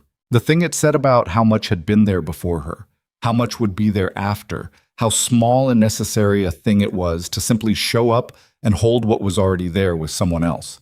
Gideon was not an easy person to be married to. She had said he wouldn't be easy to be married to, and that had been accurate in both directions, as it turned out. He was precise and sometimes impatient and had deeply ingrained habits of making decisions before consulting other people, which she called him on regularly and which he acknowledged and then sometimes did again, because changing a 40-year pattern is not an event but a practice. They argued, not bitterly, but genuinely, with the directness of two people who had each spent years being honest rather than strategic and weren't about to change that. They also worked well together, in the specific way of people whose instincts about what matters are aligned even when their methods aren't. This turned out to be rarer and more valuable than either of them had articulated. The refuge was full in August. 3 new families arrived in the second week. A woman named Caroline with her infant son, who had walked 4 miles on a bad ankle because someone had told her there was a place that would take her. A man in his 60s named Joseph, who had lost his hearing in a mill accident and whose only living relative had turned him out. And a mother with 2 daughters who arrived at dusk one evening with a look on their faces that Clara recognized from Nell's face a year earlier, the wary, provisional look of people who have learned to expect kindness to have a cost. Clara received them all. She showed Caroline where the women slept, found wrapping for the infant who was cold, sat with Joseph long enough to establish basic communication and make him understand that nobody was going to move him along. She brought the 2 daughters, who were 9 and 12, to the room where the children slept, and she watched the older one, the 12-year-old, who had the particular watchfulness of a child who has been the responsible one for too long, look around the room and slowly let her shoulders drop from where they'd been, up near her ears, braced. Gideon arrived at the refuge that evening to find Clara in the main room making notes in her ledger, the infant asleep in a basket near her feet, Nell doing something complicated and mysterious with a piece of string in the corner. He stood in the doorway for a moment, looking at this arrangement. 3 families today, Clara said, without looking up. I heard. He came in, set his coat on the hook, looked at the sleeping infant. Caroline's son? 6 weeks old, she's resting, but Clara made a note. The alderman boys helped Joseph settle in. Thomas took it upon himself entirely without being asked. He's a good kid, Gideon said. He's going to be formidable, Clara said. Gideon sat down across from her. He looked at her in the way he had, the specific attention she'd once found hard to read, and had since come to understand as the way he looked at things he considered genuinely important. The 12-year-old, Clara said, not looking up from the ledger. Margaret, The mother calls her. She's been managing her sisters since she was 8. You can see it in how she stands. What do you want to do? I want her to not have to manage everything for a while, Clara said. I want her to be 12. He was quiet for a moment. That's not an immediate practical solution. No, but it's what I want. She looked up. We'll figure out the practical part. He looked at her steadily, and she looked back at him, and the infant in the basket breathed, and Nell made a small sound of triumph about the string, and outside the refuge the August evening was warm and indifferent, and the road was quiet, and the county went on being the county, as it always had, as it always would. But inside this particular room, with the ledger open and the families settling and the work continuing in the particular way of work that doesn't end but deepens, something was different from what it had been a year ago. Not fixed, not finished, not smooth, just held, more firmly, by more hands.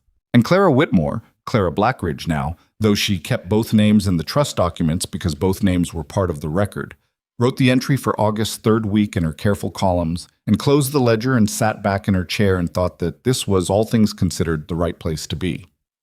The work was still hard, the money was still never quite enough. Pruitt was still Pruitt, and would find his next approach in his own time. Lenora Whitmore was somewhere in the county processing whatever she was processing, and Clara harbored no illusion that the social machinery that had tried to grind her down was finished with its turning simply because this round had gone differently. But the roof of the refuge was solid. The legal trust was registered. Thomas Alderman was going to be formidable. Nell knew how to tell time so she'd know when Clara was coming. And the 12-year-old in the children's room, who had been managing everything since she was 8, was asleep for the first time in who knew how long, without having to listen for trouble. That was enough to write down. Margaret, the 12-year-old who had arrived at the refuge in August with her shoulders up near her ears, stopped flinching at loud sounds sometime around the middle of October. Clara noticed it the way she noticed most things about the children, not in a single moment, but in the accumulation of small ones. The way Margaret sat at the table now, without positioning herself closest to the door. The way she laughed at something Thomas said one afternoon. A real laugh, unguarded, the kind that escapes before a person can decide whether it's safe, and then looked surprised at herself for half a second before deciding to let it be. The way she had started, slowly and without announcing it, helping the younger children with their letters in the evenings. Not because anyone had asked her to manage anything, but because she wanted to, which was a different thing entirely, and both of them knew it. Clara wrote it in the ledger, not in the accounts column, not in the supply records. In the margin, where she sometimes kept notes that didn't fit the formal categories, Margaret laughed today, unsolicited. It was a small thing to write down. It was also, she had decided somewhere in the past 2 years, exactly the kind of thing worth writing down, because the small things were what the large things were made of, and most people forgot to record them. The refuge had changed in the year since the trust had been registered, and the county assembly's inquiry had folded. Not dramatically. Clara had a deep suspicion of dramatic change, having observed that it rarely held, but in the way of things that are consistently tended. The roof held through another winter without incident. Hattie had hired, with Clara's help in finding funding, a part-time woman named Grace Ellison to assist with the cooking and the younger children, which meant Hattie could sleep a full night occasionally, which meant Hattie was less frightening in the mornings, which the residents considered a significant quality of life improvement. The schooling had taken proper shape. Gideon had found a retired schoolteacher named Arthur Whitfield, who came 3 mornings a week and had the particular gift of making learning feel like it was the students' idea rather than something being done to them. Thomas Alderman had turned out to have a startling aptitude for mathematics that Whitfield had identified within the first month and pursued with the focused enthusiasm of a man who'd spent 30 years teaching children whose families considered education decorative. Thomas was 13 now, and the calculations he could do in his head made grown men at the county market look at him sideways. Isaac, whose repaired hands had healed well enough for modified carpentry work, had stayed. Not at the refuge. He had a room above the workshop in town where his employer had offered him permanent work, but he came back on Sundays and spent the afternoon repairing whatever needed repairing, which was always something. He did it without being asked, without ceremony, the way people do things when they've decided that a place belongs to them in some important sense, even if they don't sleep there. These things were not the story the county told about the Millbrook Charitable Refuge. The county's story was bigger and cleaner and had Gideon Blackridge's name at the center of it, because Gideon was a man and a landowner and a county assemblyman, and the county understood how to fit that shape into a narrative about generosity. The story had him discovering the poorhouse's neglect and arranging its salvation, which was true in the same way that a single stone in a wall is true. Real, present, necessary, but not the same thing as the wall. Clara had stopped being irritated by this about 6 months in, not because the inaccuracy stopped mattering, but because she'd understood something about what stories were for and what they couldn't hold, and had decided that what actually happened was preserved in better places than the county's social memory. It was in the ledger. It was in Margaret's unsolicited laugh. It was in the legal trust document with her name on it, permanently, in type the county court had stamped and sealed. Let the county tell its version. She'd keep the real one. Lenora Whitmore reappeared in Clara's life in November, which Clara had not expected and for which she was not, if she was honest, prepared. It was a Tuesday morning, and Clara was at the refuge helping Grace sort through a donation of winter clothing. Someone in the county had sent 3 crates without a name attached, which Clara recognized as the particular signature of a person who had recently done something they felt guilty about and was trying to address it at a safe distance. When she heard a horse on the road and looked up to see Lenora dismounting at the gate. She looked different from the last time Clara had seen her clearly, which had been the May Assembly. Not diminished exactly. Lenora was not a woman who diminished easily, but something in her had changed in quality, the way a fire changes when you stop feeding it performance and let it burn on what's actually there. She was wearing a dark coat and had none of her usual social arrangement about her, none of the prepared composure. She looked like a person who had decided to do something difficult and was not confident it would go well. Clara set down the shirt she'd been folding and walked to the gate. They stood on opposite sides of it for a moment. "I'm not here to cause trouble," Lenora said. "I didn't assume you were," Clara said, which was mostly true. "May I come in?" Clara opened the gate. They sat in the small room off the main hall that served as Clara's administrative space. 2 chairs, the desk, the shelves of supplies, the window that looked out onto the yard where 2 of the younger children were doing something with a pile of leaves that seemed to involve a great deal of deliberation. Lenora looked around the room with an expression Clara couldn't immediately categorize. Not contempt, not the calculating assessment she'd expected. Something more like a person seeing a place that doesn't match what they'd imagined and not knowing where to put the mismatch. "I owe you an apology," Lenora said. Clara looked at her. "The Hargrove supper, the county assembly, the things I said to you in the schoolroom." Lenora's voice was even, but it was costing her something. Not dramatic suffering, just the ordinary, uncomfortable cost of saying a true thing you'd rather not have to say. "I wanted to damage you. I was deliberate about it. And I failed, which is not the point, but it's part of what I'm sitting with." "What is the point?" Clara asked. Lenora looked at her hands. "I told myself a story about what you were doing, that it was calculated, that you'd found a way to leverage the poorhouse work into a position with Gideon, that you were strategic the way I would have been strategic." She paused. "It took me an embarrassingly long time to understand that you weren't doing it that way, that you were just doing it." "Yes," Clara said. "Simple. Not an absolution, not a confrontation, just confirming the fact." "That's harder to sit with than the other version," Lenora said. "The other version made you my opponent. This version just makes me someone who tried to destroy a woman for feeding hungry children." The room was quiet for a moment. Outside the window, one of the children had apparently made a decision about the leaf pile that the other disagreed with, judging by the sounds. "What do you want?" Clara asked. Not unkindly, just directly, because they were past the other approaches. Lenora looked up. "I want to know if there's something I can do here, something useful."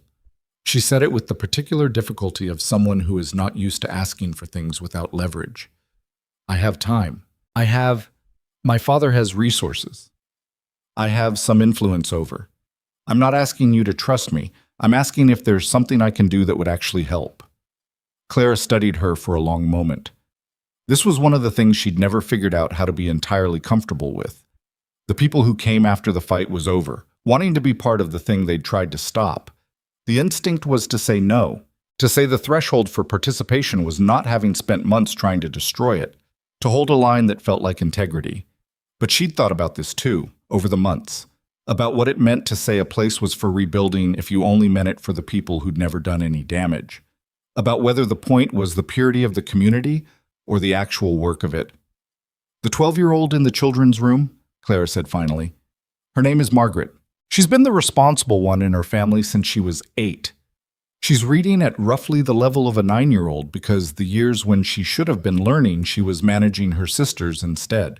She paused. "Mr. Whitfield comes 3 mornings a week. He's one man with 12 children at various levels. If you have time and you can teach, actually teach, with patience, without condescension, then that's where we need help." Lenora was quiet for a moment. "I haven't taught anyone." "Neither had I," Clara said. "You figure it out." Another silence. Then Lenora said, "All right." "Tuesday and Thursday mornings," Clara said. "Come ready to work and leave whatever you're working through outside the door while you're here. These children don't need to absorb anyone else's unresolved feelings." The words were blunt enough to be almost rude, and Clara knew it, and said them anyway because they were true, and Lenora had come here for truth rather than softness. Lenora's expression acknowledged this without taking offense, which was itself a kind of data. "Tuesday and Thursday," she said. She came the following Tuesday. She was stiff with the children at first, too formal, too much the manner of someone performing goodwill rather than just doing the thing. But by Thursday, she'd adjusted, and by the following week, Margaret had started correcting Lenora's pronunciation of a word during a reading lesson, which Lenora had accepted without condescension, and which had produced in Margaret the complicated expression of someone who has just discovered that a person she expected to look down on her had instead taken her seriously. Clara watched this from the doorway and didn't say anything about it to anyone except Hattie, and Hattie said, which was Hattie's way of saying several things at once. Des. Aldous Pruitt retired from his position as county administrator in December of that year, replaced by a man named Samuel Haverford, who was younger and more careful, and who had, it emerged, attended the May Assembly and watched Ruth Cady stand up and speak, and had thought about it more than once since. Haverford visited the refuge in January, introduced himself properly to Hattie and to Clara, and asked in plain terms what the county could actually provide that would be useful rather than obstructive. Clara had a list prepared. She'd had it prepared since approximately the previous March, when she'd first heard Pruitt was considering retirement. Haverford looked at the list and said he could commit to half of it in the first year and would try for the rest. He said it without promising what he couldn't deliver, which Clara considered a reasonable beginning. It was not a victory. She had stopped expecting those. It was a shift in conditions, which was harder to celebrate but more durable. The difference between winning an argument and changing the room where the arguments happen. Gideon, when she told him about the Haverford meeting over supper that evening, said, "That's significant." "It's a start," Claire said. "It's more than a start." "Don't," she said, not harshly. "I'll get comfortable with it being more than a start, and then I'll stop pushing, and the moment I stop pushing, it becomes exactly a start, and nothing else." He looked at her across the table. Nell was eating beside him with the focused attention she brought to most things, apparently unconcerned with the conversation, though Clara had learned that Nell absorbed conversations the way good soil absorbs rain, completely and below the surface, and you found out later what had taken root. "You're impossible to reassure," he said. "You knew that before you married me." "I did," he said. "I chose it anyway." "Don't make it sound romantic, it's just accurate." "It can be both," he said, and there was that quality in his voice again, the warm, unglamorous thing that had no name she'd found for it yet. And she looked at him for a moment with the particular feeling of someone who has been given something they didn't plan for and has slowly, over months, stopped being startled by it. The spring of the following year brought things both expected and not. The expected, 3 more families at the refuge, the mud season making the road to Millbrook a problem for 2 weeks running, a dispute between Thomas and one of the newer boys that Hattie mediated with characteristic efficiency and zero sentimentality. The children's education continuing, deepening, Arthur Whitfield bringing in books he'd ordered from Richmond that the children passed between themselves with the reverence usually reserved for objects of great value, which they were. The unexpected. Nell asking to go to the county court. She was 5 years old and had become, since the guardianship hearing, deeply interested in courts as a concept. She had decided, on the basis of limited but apparently conclusive evidence, that courts were places where things got decided, and that things getting decided was important, and that she would like to understand the process better. She presented this interest to Clara one morning at breakfast with the directness she brought to most things she'd decided. "I want to go where you signed the paper," she said. "The courthouse?" "Where my name got written down." Clara looked at her. Nell looked back with the steady, waiting expression she used when she'd asked something she considered reasonable and was not planning to be redirected without good cause. "Saturday," Clara said. "We'll go Saturday." They went on Saturday.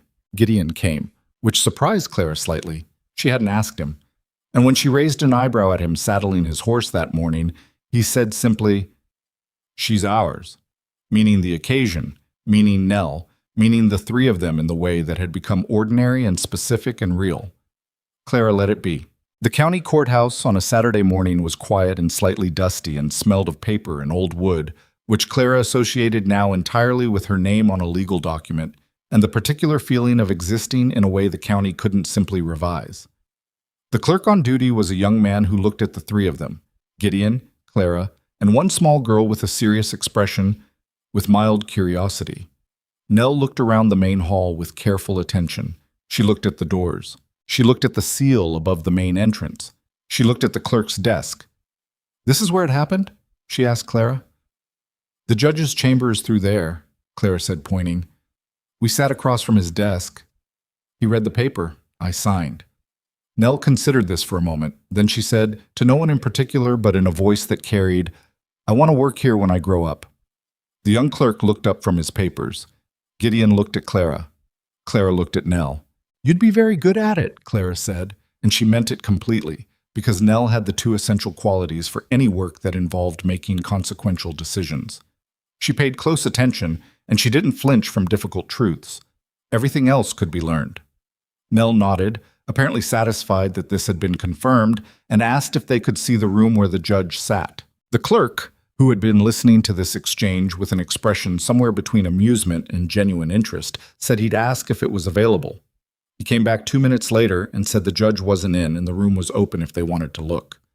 Nell walked into the judge's chamber with the focused care of a person taking inventory. She looked at the large desk. She looked at the chair behind it. She looked at the seal on the wall and the shelves of record books, and the window that looked out onto the county's central square, where a few people were moving about their Saturday business. Then she turned around and said, "Okay, I've seen it." That was all she needed. She'd decided something, and having seen the place where the thing had been done, she could now hold it as real rather than as a story. Clara understood this instinct precisely because she had it herself, the need to see the room, to touch the document, to confirm the reality of things that matter too much to leave abstract. They walked back out into the spring morning, and Gideon bought them both apple pastries from the market stall, which was exactly the kind of uncomplicated thing he occasionally did that Clara found, against her general resistance to simple gestures, genuinely touching. They ate them on the courthouse steps in the mild warmth, and Nell got pastry on her coat and looked at it philosophically, and then went back to eating. And the square went about its business around them, and Calhoun County continued to be what it was, which was imperfect and complicated and slowly, in some specific ways that could be named and recorded, different from what it had been. Clara was 34 when she finally stopped keeping the double ledger, not the refuge's accounts. Those she kept meticulously for the rest of her life because the numbers were real and the work required them. But the private ledger, the one she'd started in the agricultural essays book, where she'd tracked her own provisions against the poorhouse's needs, in the months when she was operating alone and couldn't let anyone see what she was spending. That one she stopped needing, because what it had been tracking, her own hidden effort, the invisible labor of a woman whose name wasn't on anything official, was no longer hidden. Her name was on the trust document. Her name was on the quarterly reports to the county. She was known in the specific way that makes a private accounting redundant. She kept the book, though.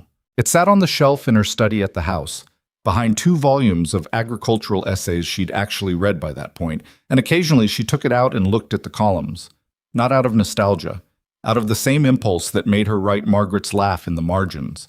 The belief that the specific small record of what actually happened was worth keeping, even if nobody else ever read it. This was something she'd come to think of as her firmest belief about how a life should be lived.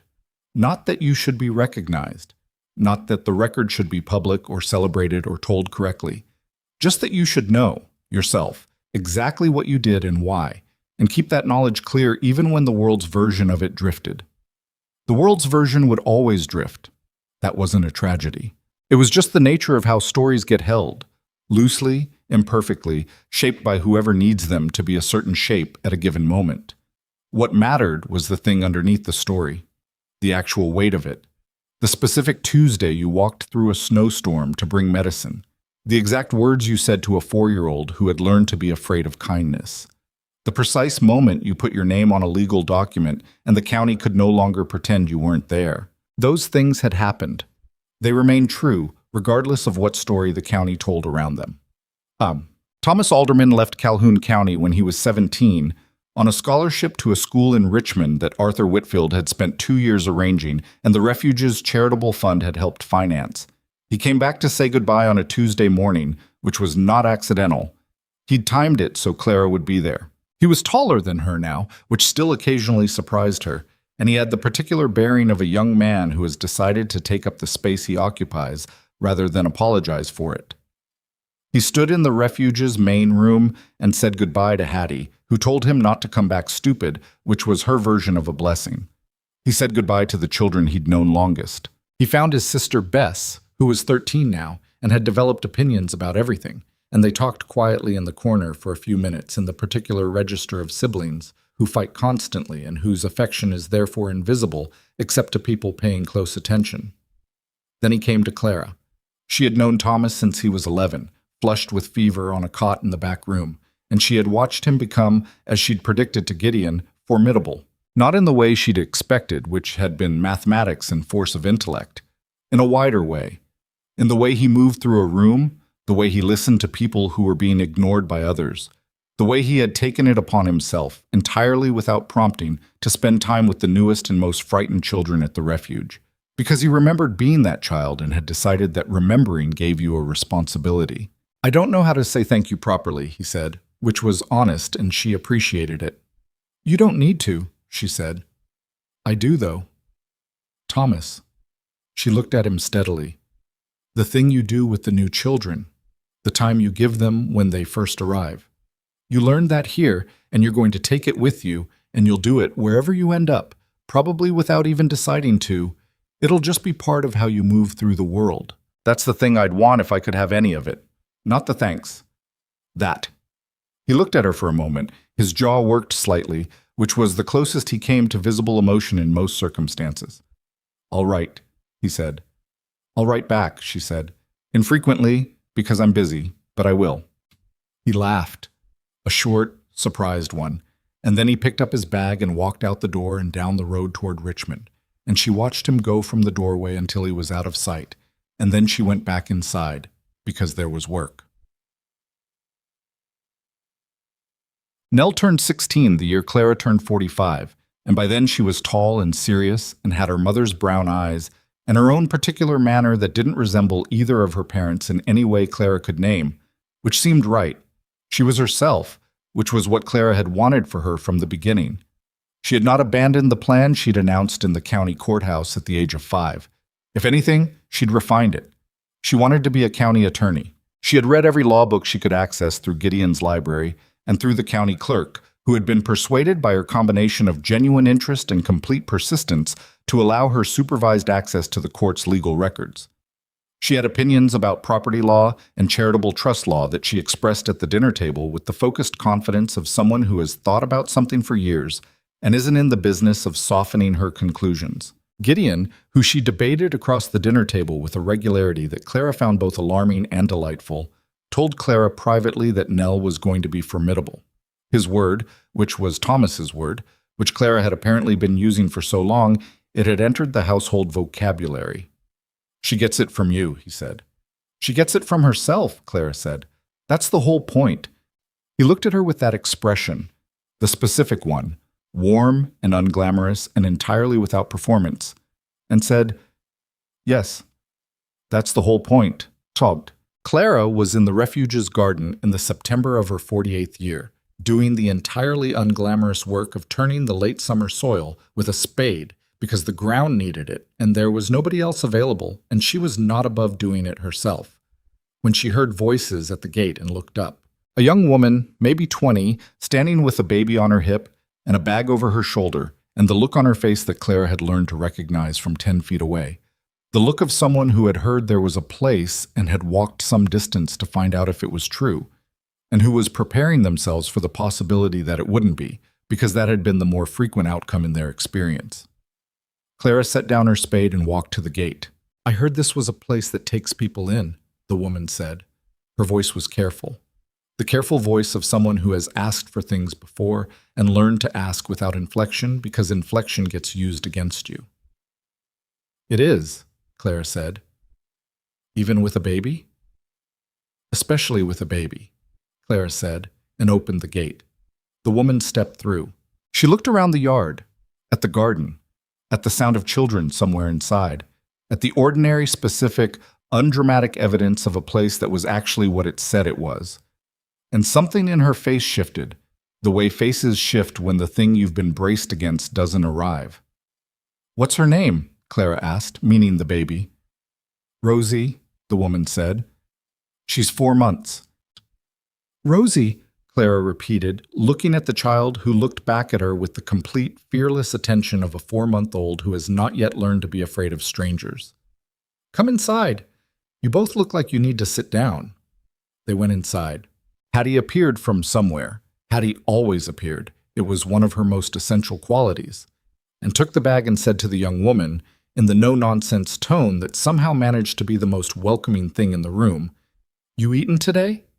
The woman said quietly, "Not since this morning."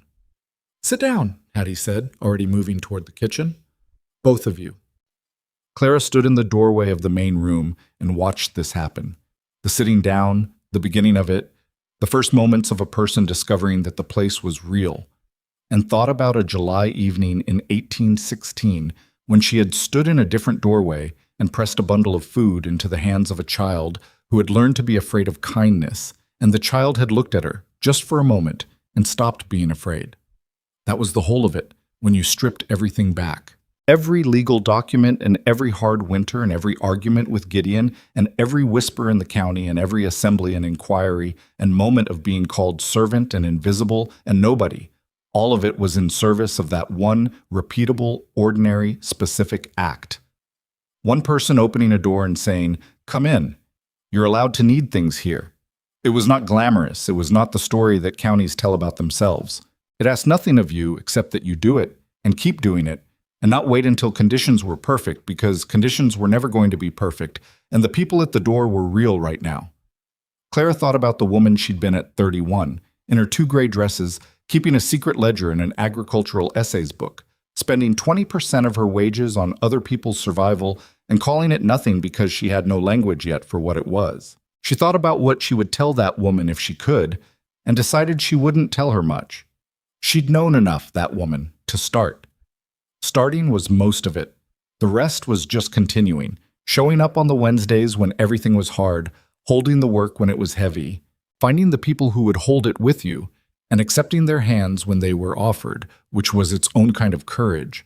Not the grand kind, not the kind that gets recorded in the county's social memory, but the ordinary, necessary kind that gets up in the morning and goes back to the thing that needs doing. Rosie made a sound from inside the room, a small, exploratory sound, the kind a 4-month-old makes when they're testing what the world sounds like, and Clara heard Hattie say something in a lower voice, and the young mother say something back, and the door of the room was warm with the sound of it.